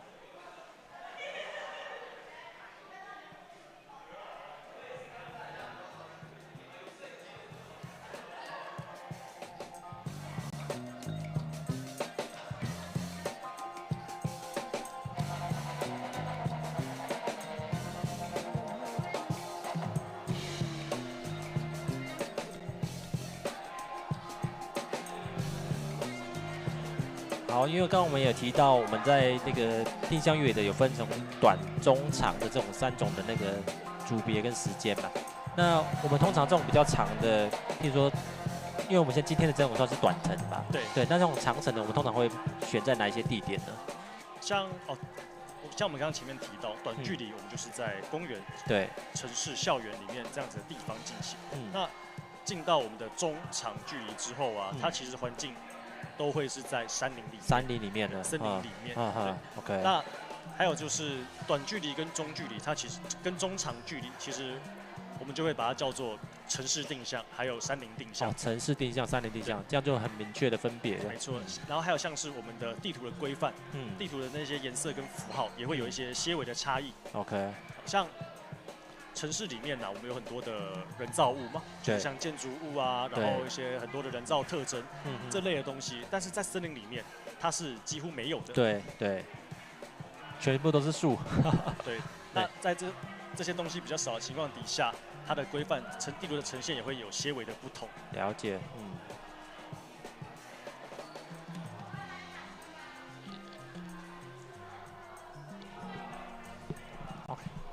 好，那我们也谢谢我们的林冠宇教练，刚刚前面跟我们分享了那么多关于定向越野运动这一个赛事的所有的资讯。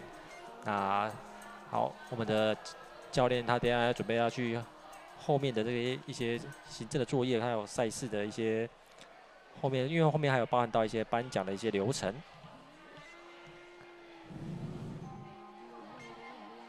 好，那相信在我们刚刚的这个跟对谈的过程中啊，那大家应该会对这个定向越野这个运动有更深一步的了解。那也希望说，在这样子的转播的服务，也可以帮助大家可以更喜欢这项运动，然后多参与这项运动。对。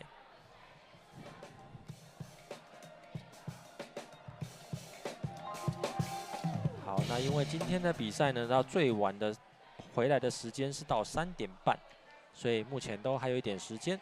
对。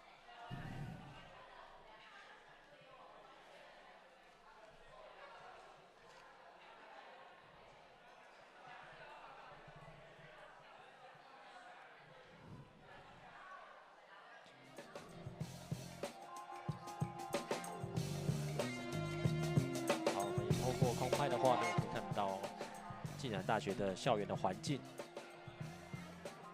这是非常美丽的一个校园。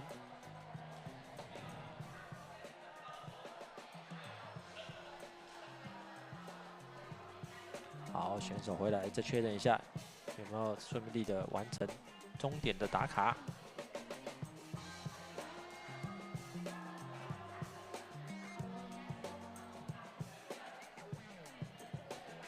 好，这个小朋友还在研究地图哦。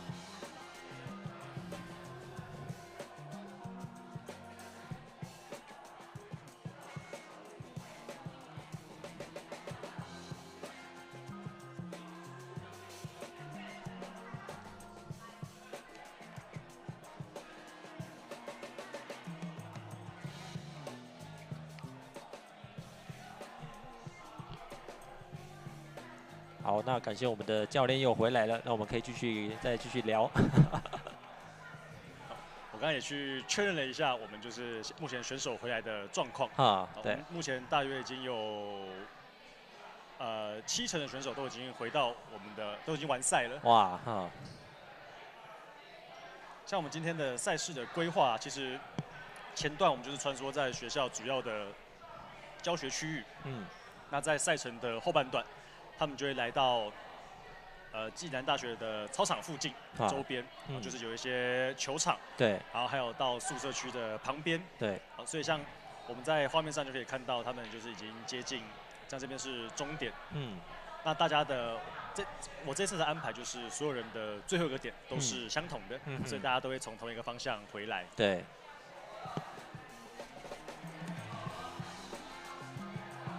那教练我也好奇，想请问，就是你设计了这么多，有没有个人最喜欢的哪一个点，或者是哪一个比赛场地？我自己最喜欢的其实就会是我们的中心新村。哦，就是中心新村 ，OK。因为我其实很喜欢那边街道的环境，然后跟那边的一个比较慢活的气氛。对，哇。那其他的话，就比如说像是，我们今年年初在协会的比赛，我们是办在那个潮境公园。基隆那边。对，然后那边我们跑的范围啊，就是有跑到这个八斗子的聚落。对，那边的其实那个小镇的样貌也是很特别的。它有很多的巷弄，然后它同时它又盖在山坡上面。对。所以其实那些路都很小条，你在判断上面就需要更小心。哇，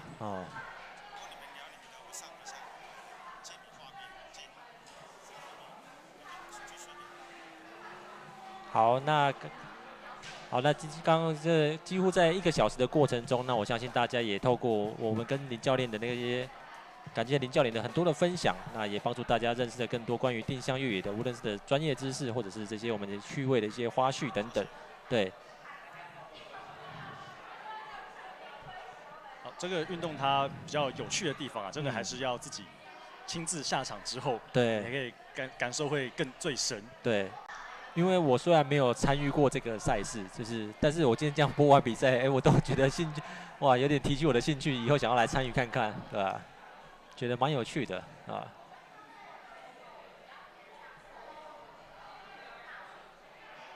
就其实像我本人啊，我自己也是透过了这个运动，打开了我的世界观。对，因为像之前我在还没有投入这个运动之前啊，我都可能就只有去过我们亚洲的一些邻近的国家。对。但当我有第一次挑战到有机会代表台湾出去比赛的时候，是我们的世锦赛，在那一年是在瑞典。哇哦。那因为对于瑞典、欧洲的森林啊，其实环境我没有那么熟悉，所以在世锦赛之前，我们也特意找了一个5日赛。好，那当年是在那个爱沙尼亚。哇。好，我们就去到了爱沙尼亚去跑了一个5日赛，累积了很多的经验之后呢，才去比我们的世锦赛。那我也因为这样子去恶补了一下我的地理。好，所以。其实以前我的地理成绩不太理想，对于世界地球样貌可能不是记得那么清楚，对，但也就人家讲说，读万卷书不如行万里路啊，对。那我就是用了这个行万里路的方式，去认识了这些很多欧洲不同的国家，还有我们这边亚洲很多邻近的国家也是，对。像我也去过欧洲就去过了10几个不同的国家，当然有的是顺便去玩，比赛的话可能有去过5、6个。对，那亚洲这边的话，我们有几个我们的邻居就是像中国、日本、香港、马来西亚，还有新加坡，其实都发展的还不错。对，那我们也都会去这些地方去寻求一些比赛机会。然后毕竟在我们附近嘛，就是相对我们去的成本会再低一些。对对。好，那因为我们无论从事哪样运动啊，就是其实对于我们这些参赛者或运动员来说，我们就是要不断的去挑战我们的自己的极限，就像我们现在在奥运会场上的我们这些台湾的选手一样，就不断的去挑战。那我也想好奇，请问教练，就是因为你毕竟也算是投入这项运动，然后的推广，然后去希望能够让这项运动能够更加普及。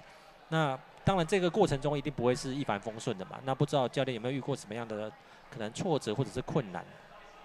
其实挫折是非常多的哦，非常多的哇！因为这个运动就是在我开始做推广，包含其实到现在也都还是一样，就是第一个就是认识它的人可能不多，对。那再来就是它的名称，我们的翻译名称，因为它的英文叫做 orienteering， 对。那翻译的话，台湾我们叫做定向越野，对。很多群众他一开始听到定向越野的越野这2个字，他会其实是有点害怕的。其实我们是需要花非常多的力气去解释这个运动它到底在做些什么事情，然后还有就是让他不要害怕越野这2个字。对。就其实像我在做教学的时候，我都会强调，其实定向越野这4个字，你可以把它解读成，我们把它拆成2个部分，就是定向还有越野。对。那说到定向，你就可以把它理解成为定位方向。对。这个运动它其实就是跟方位的判别、地图的判别，这些有关联。你要知道你自己的位置，然后再透过方位的去判断你的该前进的路线在哪里。对。好，那后面越野2个字呢？其实越野它指的就是穿越自然的环境。OK。那其实像我们今天在暨大也有非常多这样自然的环境。对，没错。不过它是比较没有太多的等高线起伏，所以它其实算是一个比较轻松、比较平易近人的越野。对，穿越这些草地啊、有树木的地方啊，在今天这样的环境里面都不会太困难。对。好，那更竞技的越野就是像是我们的爬升会比较多啊，然后你需要去穿越一些可能比较复杂的地形啊，对，那就是比较竞技的越野。对，所以其实我们在这个运动的越野的成分，它是会调整的，依照环境的不同去做调整的，并不是每一次都那么困难。对，好像我们一般的公园，比如说什么大安森林公园啊、青年公园啊，或者是中正纪念堂啊，这样子的地方，其实都可以进行这项运动。对，所以我都会去强调，就是大家不要被越野这2个字吓到。哇，所以这在推展的普及上，这个可能大家一开始也会有一些比较刻板印象，就被这2个字给影响到对。因为以往我们可能熟知的越野，就比如说像越野跑，对，你就感觉在山林里面难度很高这样子。对，台湾的越野跑动辄就是20K 起跳，上去50K、100K， 对，哇，然后什么三日不停演那样。对，很可怕，就是其实那个连我自己听到我都会有点害怕。哇，但其实我没有那么困难。对。那还有前面刚刚提到的，就是我们短距离胜出时间15分钟，中距离大概是35分钟，35分钟，对，那长距离大概是80分钟，对，那就会因应我们的选手的能力去做一些调整，比如说像我们在国际赛的时候，那些欧洲的精英选手，像那世界排名第1的人啊，他们的15分钟可能可以跑4.5K， 5K， 就是一边看地图一边找点，可以跑个4K、5K， 对，好，那我们台湾的选手现阶段我们可能能力就是在3K 多，接近4K，那我们就会安排像这样子的难易度给他。好，当然就是随着我们的发展一步一步慢慢调整，然后也希望有朝一日我们可以跟上那些欧洲顶尖的选手。对，没错。好，因为我们刚刚有提到，我们今天这样的场地，它其实不太会需要看到什么等高线的，也不会有这样的差异。对，但是如果是在山林里面的话，那个地图的等高线差异，你能不能够看得懂，就差蛮多的。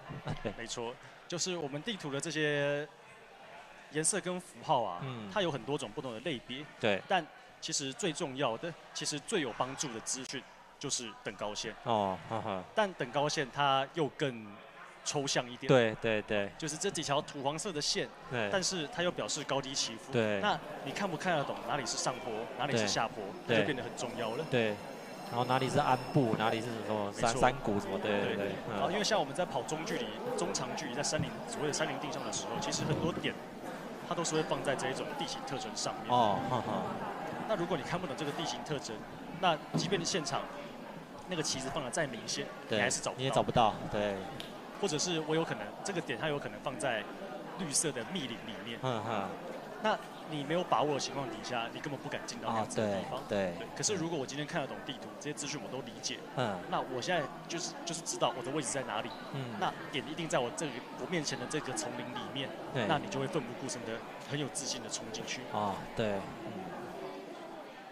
好，那因为在山林里面，当然相对的它的难易度跟可能风险就也会比较高一点。那不知道有没有曾经遇过比较可能比较对选手来说比较不好或者安全上的疑虑的事情有过吗？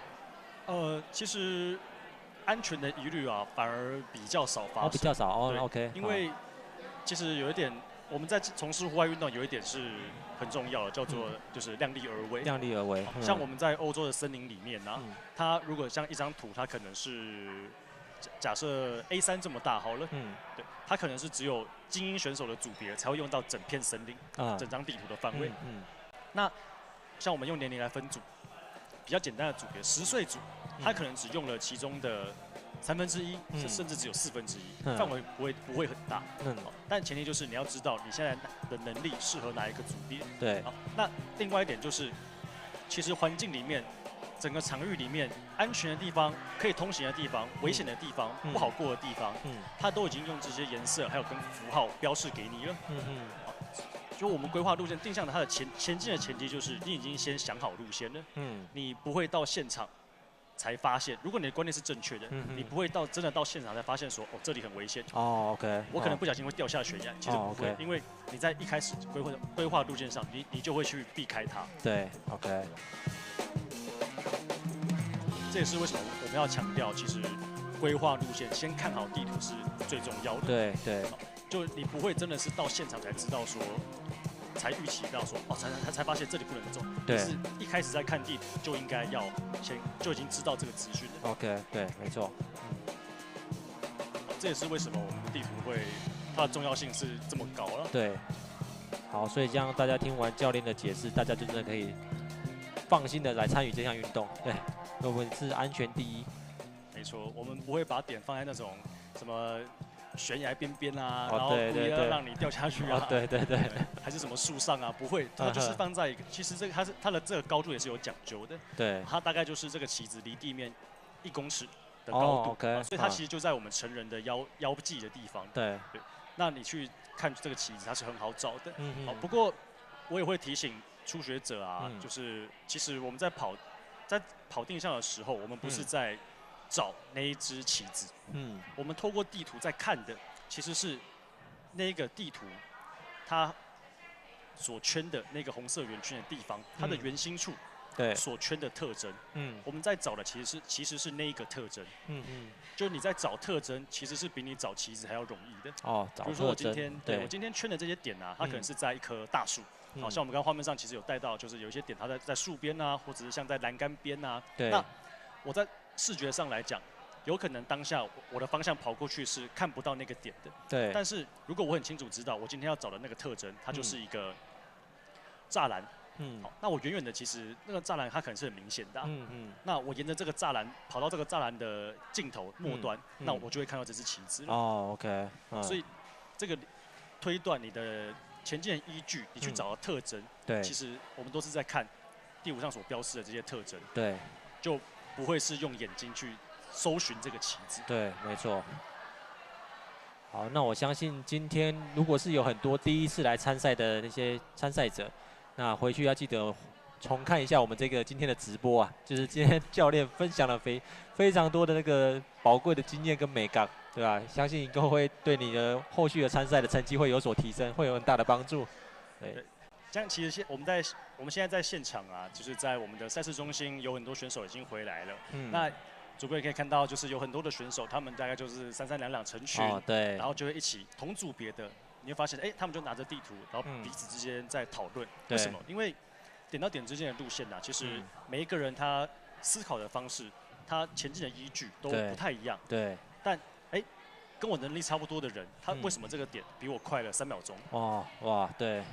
那为什么这个点他可以比我快5秒钟、10秒钟？对。那我们就会去看出，我是不是还有地方可以精进、可以调整？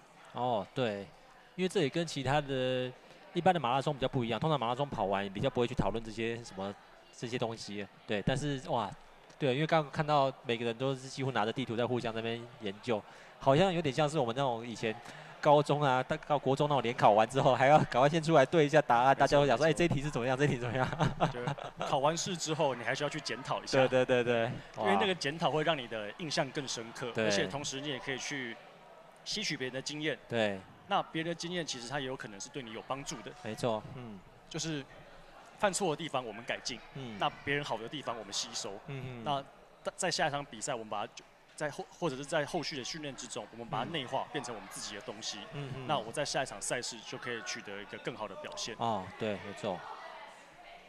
那这样会不会在每一届的赛事过程中，你们通常会收到参赛者怎么样的意见回馈，或者怎么样的建议呢？会是以哪个面向居多？回馈的话，其实大部分就是大家会去针对路线，就是点到点之间去做一些讨论。那可能会说，他真的会引起比较多讨论，当然就是比较复杂的赛段。就是他在这个点到点之间，他可能被遇到一些困难，遇到一些阻碍，他没有办法一眼就是可能3秒之间就规划出路线。对。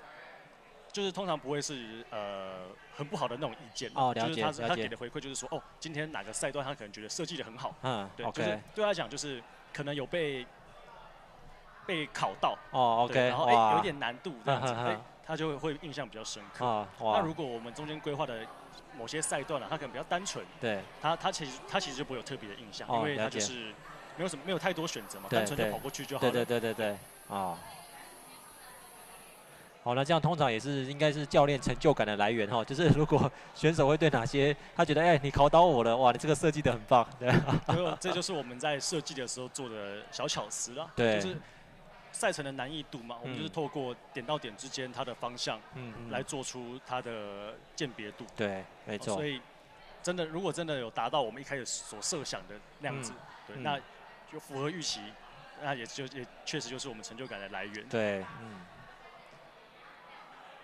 好，我们现在时间是来到3点09分，那距离在最后的3点32分的关门时间还剩下23分钟。好，但是应该多数的选手都已经回到了终点了。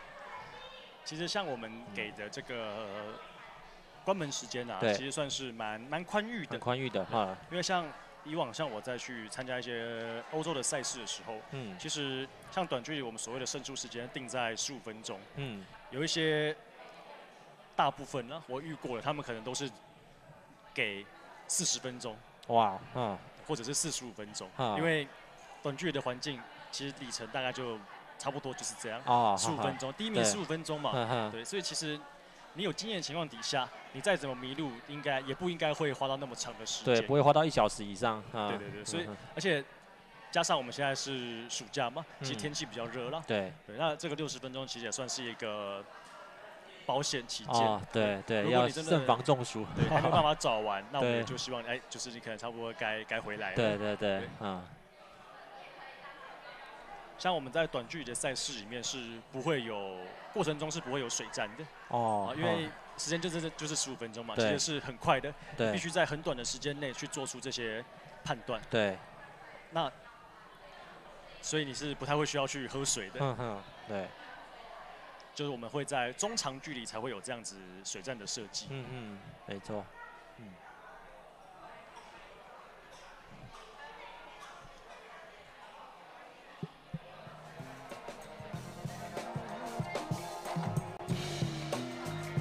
像今天这个画面上就可以看到有很多的建筑物它就是我们今天主要在赛场里面考验大家的地方了。都有用到了没错。因为其实画面上你看，大家可以看得出来，我们暨大它就是在一个山坡上面。对。从校门口从进校门的那个坡道，它其实那边就是一路上升嘛。对。好，那我们今天在我们赛事中心这个位置啊，它其实也算是暨大算这边最高的地方了。好，那我们的赛场的范围就是他们会往下一点点，之后再折返回来。那这建筑物里面，暨大的校园其实蛮有趣的，就是它比较低的地方，它会有一个1楼的出入口。那在建筑物比较高的那一侧，它是直接连到2楼。连到2楼，对，这也是变成我们在画这个地图的时候啊，会遇到的一些小小的状况啦。因为像现在地图，我们这个地图它呈现的逻辑，目前最多就只能呈现出2个楼层。对。所以我们在设计画这个地图还有设计赛程的时候，就必须做出一些取舍。对。像这边我们就会把那些楼梯间啊，我们都会把它画成是没办法通行的。因为如果你不小心进去了，你有可能跑到3楼、4楼，那个其实是不符合地图的逻辑。对，也增加了选手的困扰了。对，所以我们就会直接就是用不能过的标示把它画起来。OK，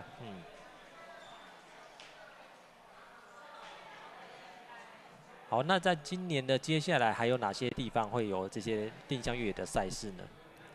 今年的话，因为下半年有一场是我们的全民运动会。全运会。对，定向越野这个运动也是在我们的全民运动会里面。那今年是在我们的屏东县。屏东 ，OK。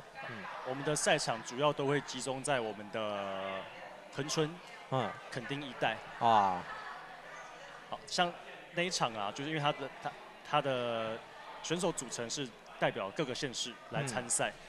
每个县市最多可以在一个单项最多可以推派三男或3女。它可以算是我们目前在台湾最高竞技水平的赛事。OK。对，因为它除了个人的赛事之外，还会有这个我们的接力赛，定向的接力赛。对。那定向的接力赛啊，它也蛮特别的，就是它是我们有所谓的短距离接力跟中距离的接力。对。短距离的接力，它的组成是由2男2女组成的，然后女生跑第1棒跟第4棒，对，男生跑第2棒跟第3棒。OK。那在出发的时候会是第1棒各队的女生第1棒，他们会集体出发，就是所有人一起出发。好，那如果是中距离的接力的话，是同性别的3个棒次。对。好，那定向的接力，它是每一个人都要独自完成自己的赛程，再接棒给下一棒。对。好，那最后把4个人的成绩加总，那就会是他们的比赛成绩。OK。好。不过定向的接力，它就会有点压力，其实蛮大的。因为如果只要有1个人不幸 DQ 了，没有成绩，那整队都会没有成绩。对，因为这不像我们今天是个人赛嘛。对。哇。这个定向的接力啊，就是你常常会看到，就是可能有一个人，他可能真的就是不小心漏了一个点，对，然后他就会在这个终点可能就会很沮丧，甚至是可能就直接在就是我们读取成绩的地方就会直接泪洒现场。哇，对，这就有点像是田径的400接力一样，其中1棒可能超出接力区或者是掉棒，哇，对，就是大家都要独自完成自己的赛段，再接给下一个人，对，哇。所以像我们在接力的时候啊，大家就会跑得格外小心啊，因为你背负的不只是你自己一个人的成绩，更是你们整队的希望。对。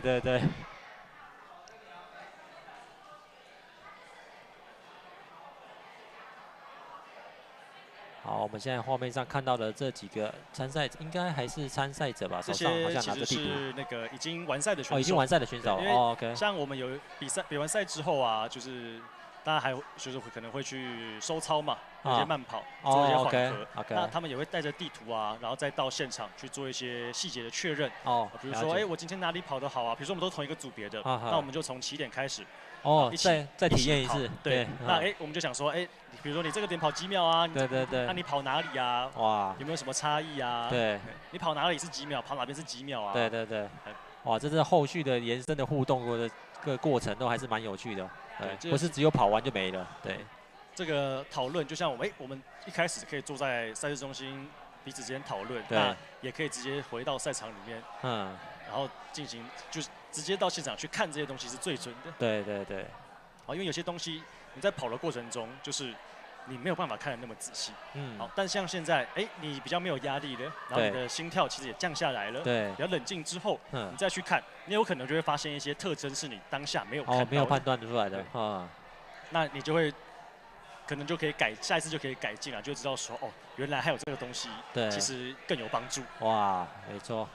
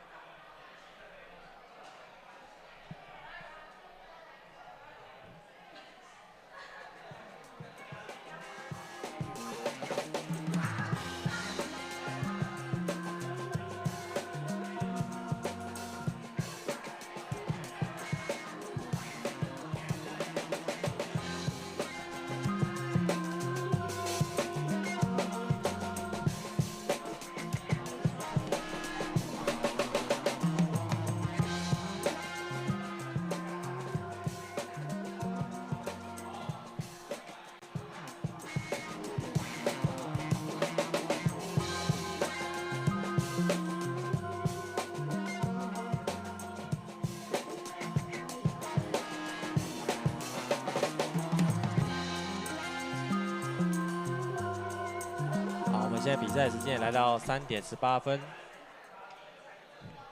好，剩下不到15分钟。刚才我接到我们的成绩处理处这边的资讯，我们目前赛道上只剩下2位选手。哦，哇，基本上是大部分的选手都已经回来了，对。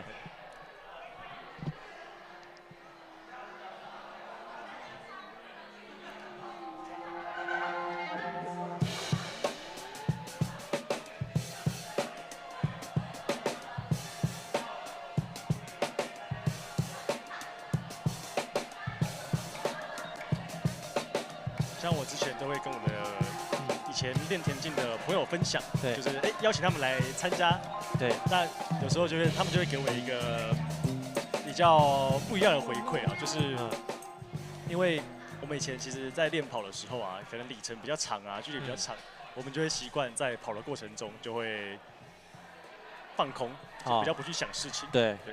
那这也是我在刚转过来这个运动的时候遇到比较大的难题需要调试一下，需要调试，因为这个运动的过程中其实很忙，对，你没有任何一刻是可以放松的，对，就是而且甚至是你还需要分能量给大脑去思考，对，这个就是我在刚转换过来最不熟悉的一部分，然后也是我可能一些田径的跑友，他们会遇到比较大的问题，就是他比较习惯跑的过程中就放空，但他一放空就会跟地图断开连接嘛，对，那这个连接断开之后，你就必须要花很多额外的时间去补救。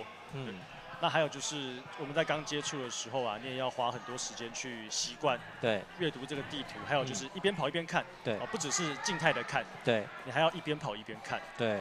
那一边跑一边看不是什么都看，对，因为我们还有一个技巧叫做简化地图。简化地图，不是每一个资讯都是你当下需要看的，你要去抓重点。就像我们考试要看重点一样。对。虽然有这么多理论，但是重点其实就是只有几个。对。你要找出当下最有帮助的那几个重点。对。不然你如果一直都在看地图，其实你要想看地图的时候，你的速度自然就快不起来。没错。这边看起来有2位选手。应该是最后的喽。也到了。那这样，教练，你刚目前提到你跟一些之前练长跑的这些朋友啊，那有没有人也愿意转过来开始在参与这项运动呢？有，陆陆续续，尤其是像我们这次这个探旅新北的活动啊，其实我们一系列今年是第2年了。从去年跟今年呢，我们的这个参赛人员的组成啊，其实有很大一部分就是我们的路跑的朋友跟参加越野跑的朋友。对，因为其实同质性其实蛮高的嘛，本质上都是考验体能。对，只是这个运动它多了一个看地图的元素。对，所以对于不管是越野跑或者是路跑、马拉松的群众的朋友来讲，他就是会需要去熟悉阅读这个地图。还有就是像针对明年我们的世界重点运动会，对，它是像定向，我们是从35岁以上开始报名的。对。好，那也有很多，因为壮年运动会这次的报名啊，它是可以一个人可以报多个项目的。对。那就有很多平常他可能选择报了田径啊，报了马拉松啊之类的，他就选择加报了一个同质性高的这个定向越野。对，他可能对这运动不熟悉啊，所以其实在这从开放报名之后啊，我们就有接到蛮多的询问，就是想要去体验看看这个运动，然后为了这个世界壮年运动会做准备。哦，对。所以我们有遇到很多这些有报名世壮运的伙伴啊，他其实本身就是有路跑的底子，对，或者是越野跑的底子，对。那就是希望可以在世壮运的时候可以取得一个好的表现，他就会开始来做一些练习。哈哈，没错。因为定向它就是需要累积很多不同的经验。好，那不管在什么样的环境底下，你有跑过，你才会有印象。对。那真的遇到的时候，你才有办法再用出来。对。就如果你从来都没有遇过，其实你也会遇到的时候，你的反应自然就会比较慢一些。那也比较容易慌张。对。那人一慌张，其实就容易犯错嘛。对。那一犯错，这个时间的损耗就是有可能会是很大的。对。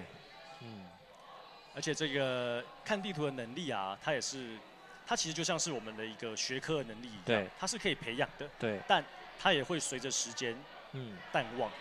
所以你要很常去使用它。对。这也是为什么我们像不管是协会或者是我自己的工作室，跟其他的各地的单位、各地的委员会，我们都会很积极的想要办很多的活动给大家参与。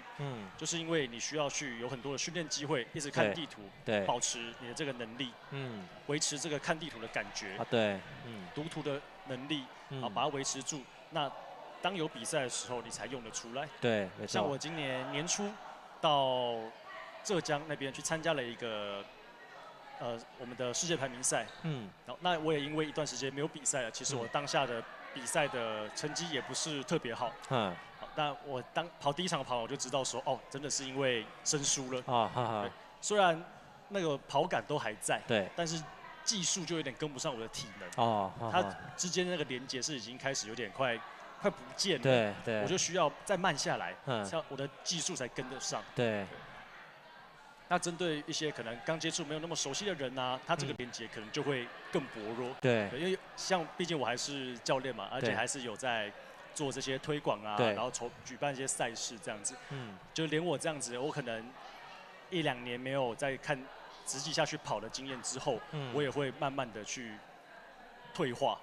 这其实是很可怕的。哇，所以我们就像我今年开始也是会开始寻求很多的不同的参赛机会，然后继续维持这个竞技的感觉。那长期目标当然就是希望可以跑到我走不动为止。哇，太棒了。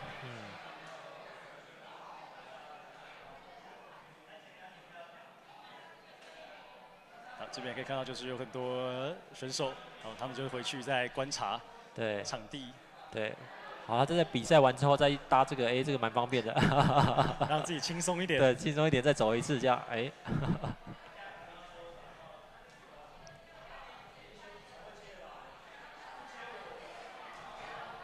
好，因为这样的，他们现在在重新回到场地里面之后啊，那个压力跟那个情境都是完全不一样的。对。哇，这是个很有趣的画面。开始去确认这些不同的细节到底长什么样子。好，这哪边可以走？这边真的可以走吗？我是不是有忽略掉什么地方没办法跑？哇，这个感觉也是很适合情侣不同的约会的地点场合。好，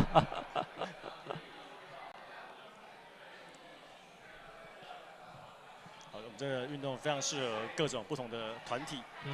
对。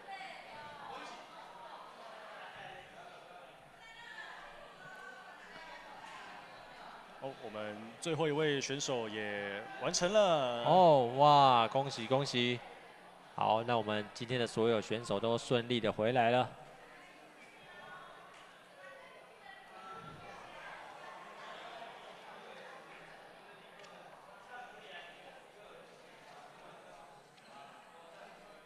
好，那我们相信今天将近150位的将近150位的参赛者选手，大家应该都是玩得很开心。好了，待会的时间3点32分到4点10分，就是我们的成绩结算跟成绩的公告。那4点10分就会开始颁奖，各组就是取前6名。像我们在成绩公告的时候啊，就是成绩都出来之后，我们会马上把它公告出来。如果对成绩有疑义的选手，就是可以在我们公告的20分钟内提出。OK 就是我们的一个比赛的申诉时间。对。那如果在这个时间之后，没有人提出异议的话，我们就会开始我们的颁奖的流程。OK，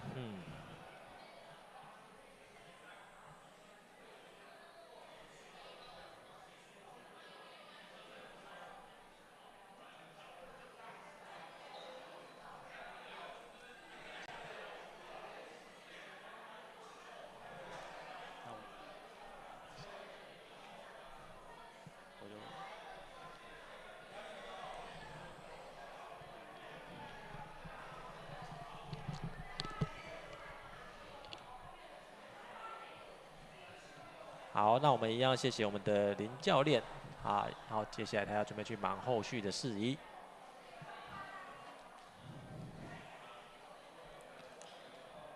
好，那相信在这个1个半小时的过程中呢，也让大家更加了解到我们这个定向越野运动的所有的相关的资讯。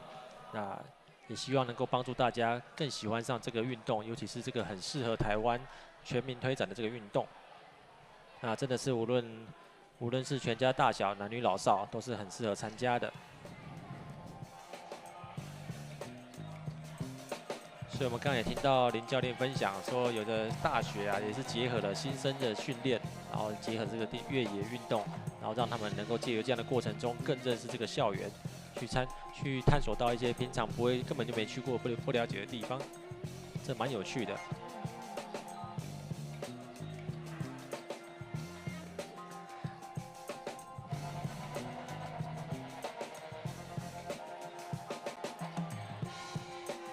好，因为这定向越野运动呢，它真的也是培养每个人呢在独立分析跟解决问题的能力，然后以及当下的决断力的一个选择。对，所以如果是有可能选择性障碍的朋友，或许你可以透过参与这项运动来让自己更进一步，然后变得不一样。对啊，这个是一个挑战。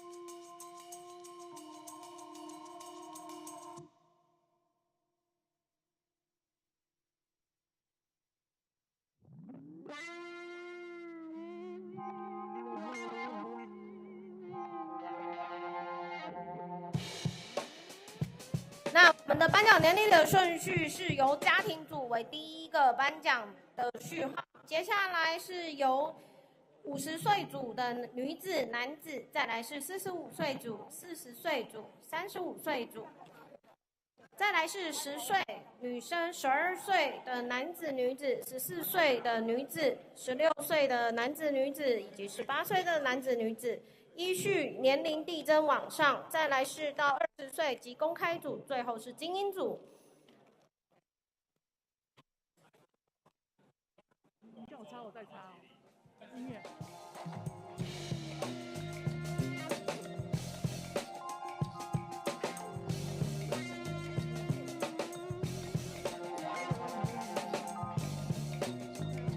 首先颁发家庭组第一名维嘉、林维彤、林博，我们有请国立暨南国际大学于道宏教授为我们颁奖。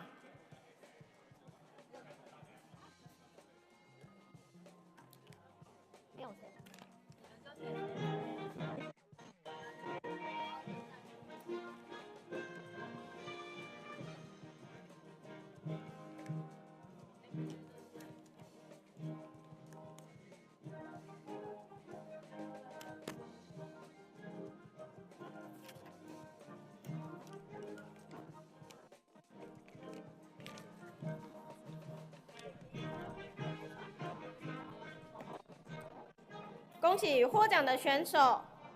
紧接着颁发女子组50岁组，第一名杨文芬，第二名吴欣怡。我们有请国立暨南国际大学于道宏教授为我们颁奖。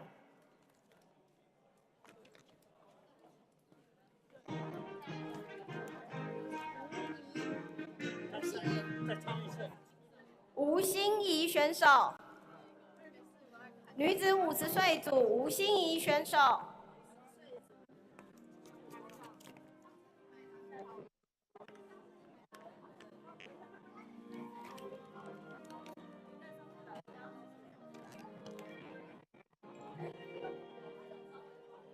接着颁发男子50岁组，第一名君，第二名杨世廉，第三名曾玉君，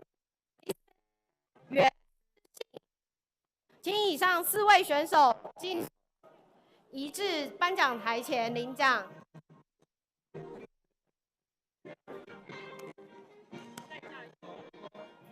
麻烦男子50岁组杨曾玉君私信4位选手至颁奖台领奖。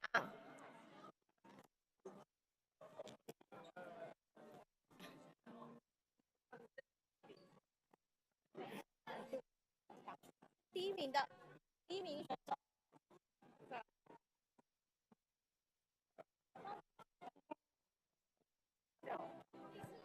4名拿的，4名。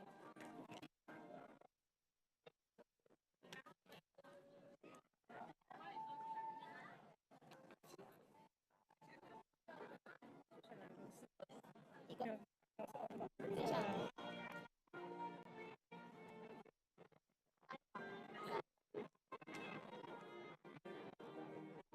不要开了，因为它还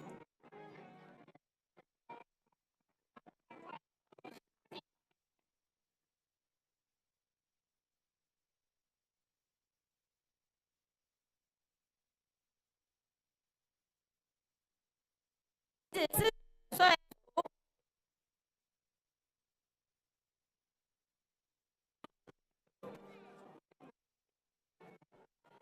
我们有请国立暨南国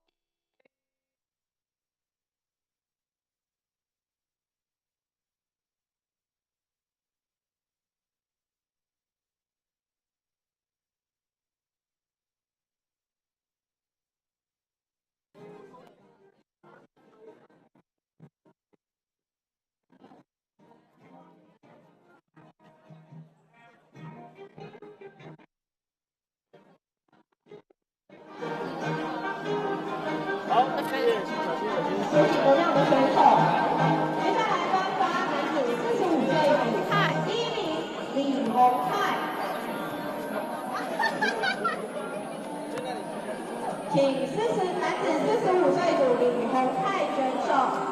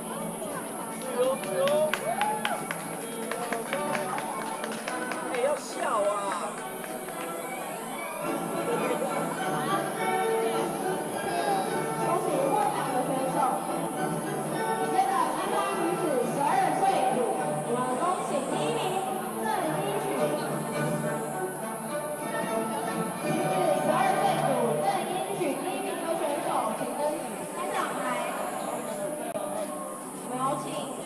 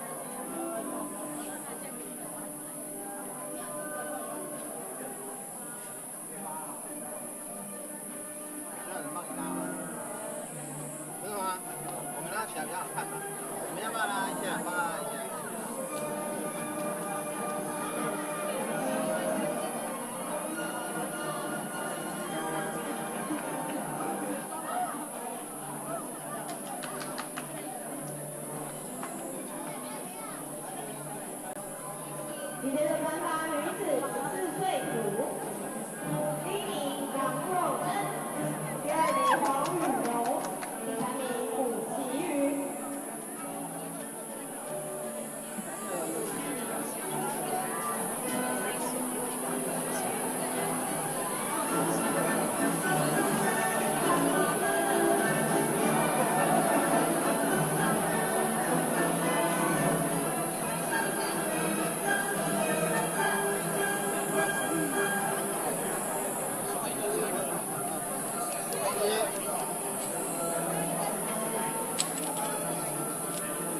开口没有旗子。哦，我可以帮他拿。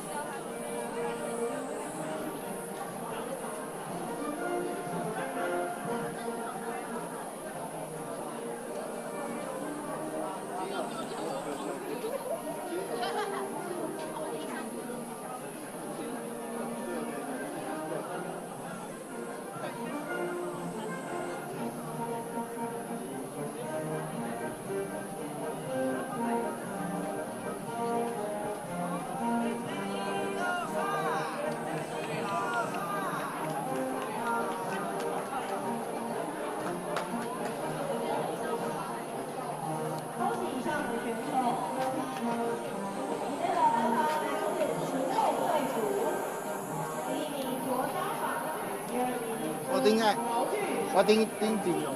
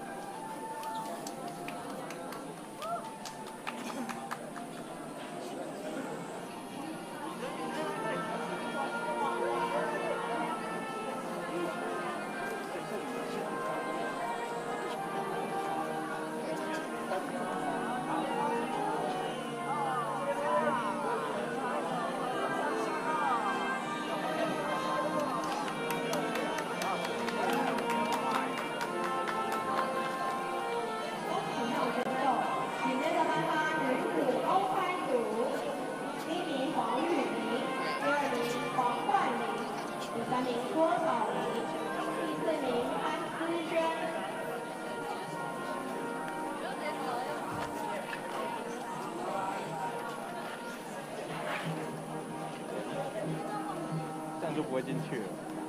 可以。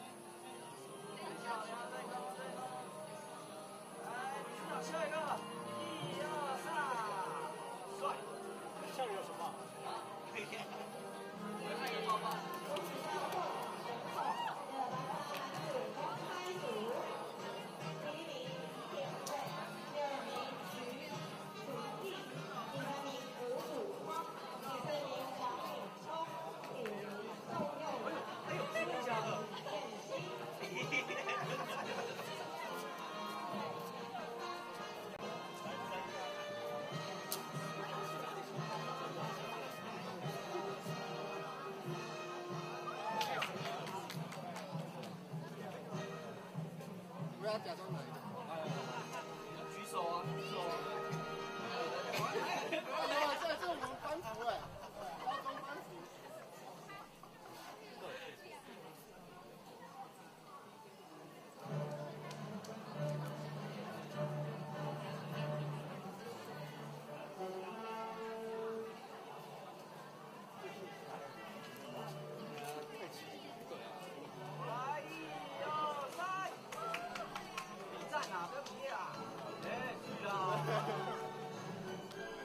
漂亮！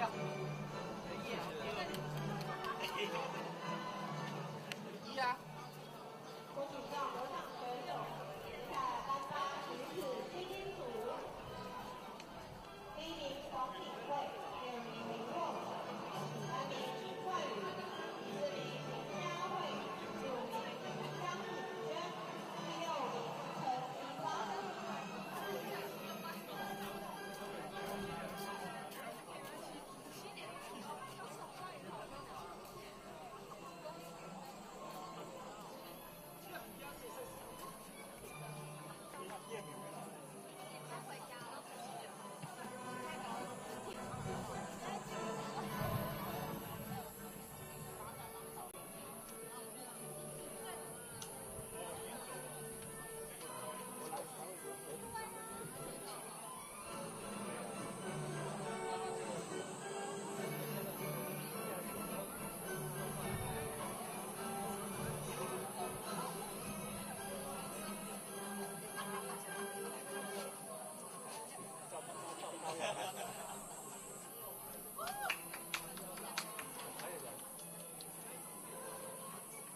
看这个，来1、2、3，漂亮。好了吗？好了吗？接着颁发男子精英组，第一名陈彦宏，第二名王道清，第三名徐伟胜，第四名廖明宏，第五名马金贤，第六名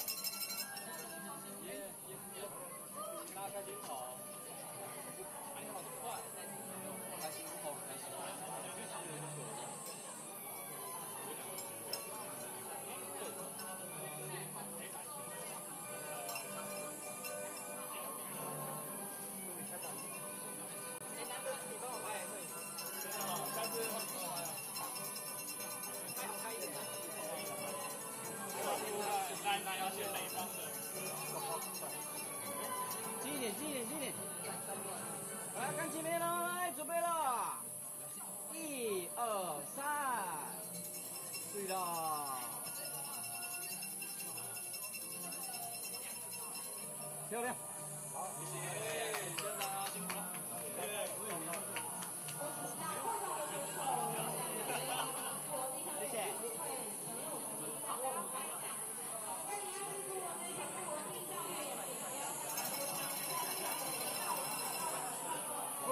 不然，先生。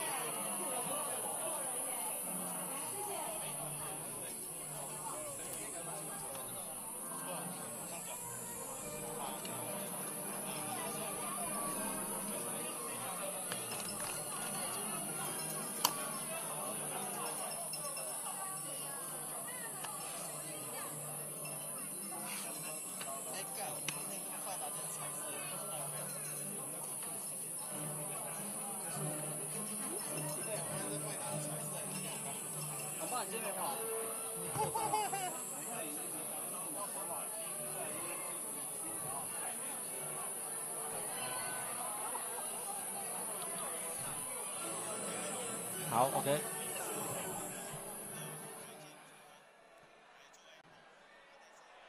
好，在颁奖典礼结束之后呢，那我们今天的转播服务也差不多到此要告一段落。那欢迎大家，感谢大家今天的收看2024年的猪轮杯全国定向越野锦标赛暨全国排名赛。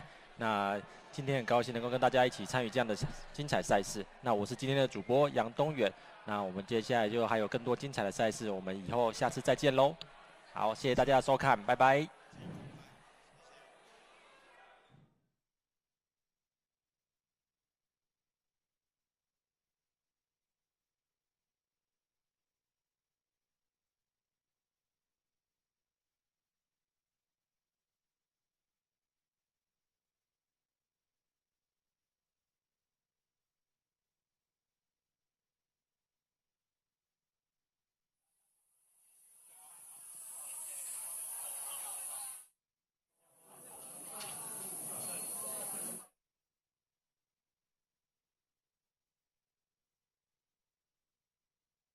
继续，快点，拍照。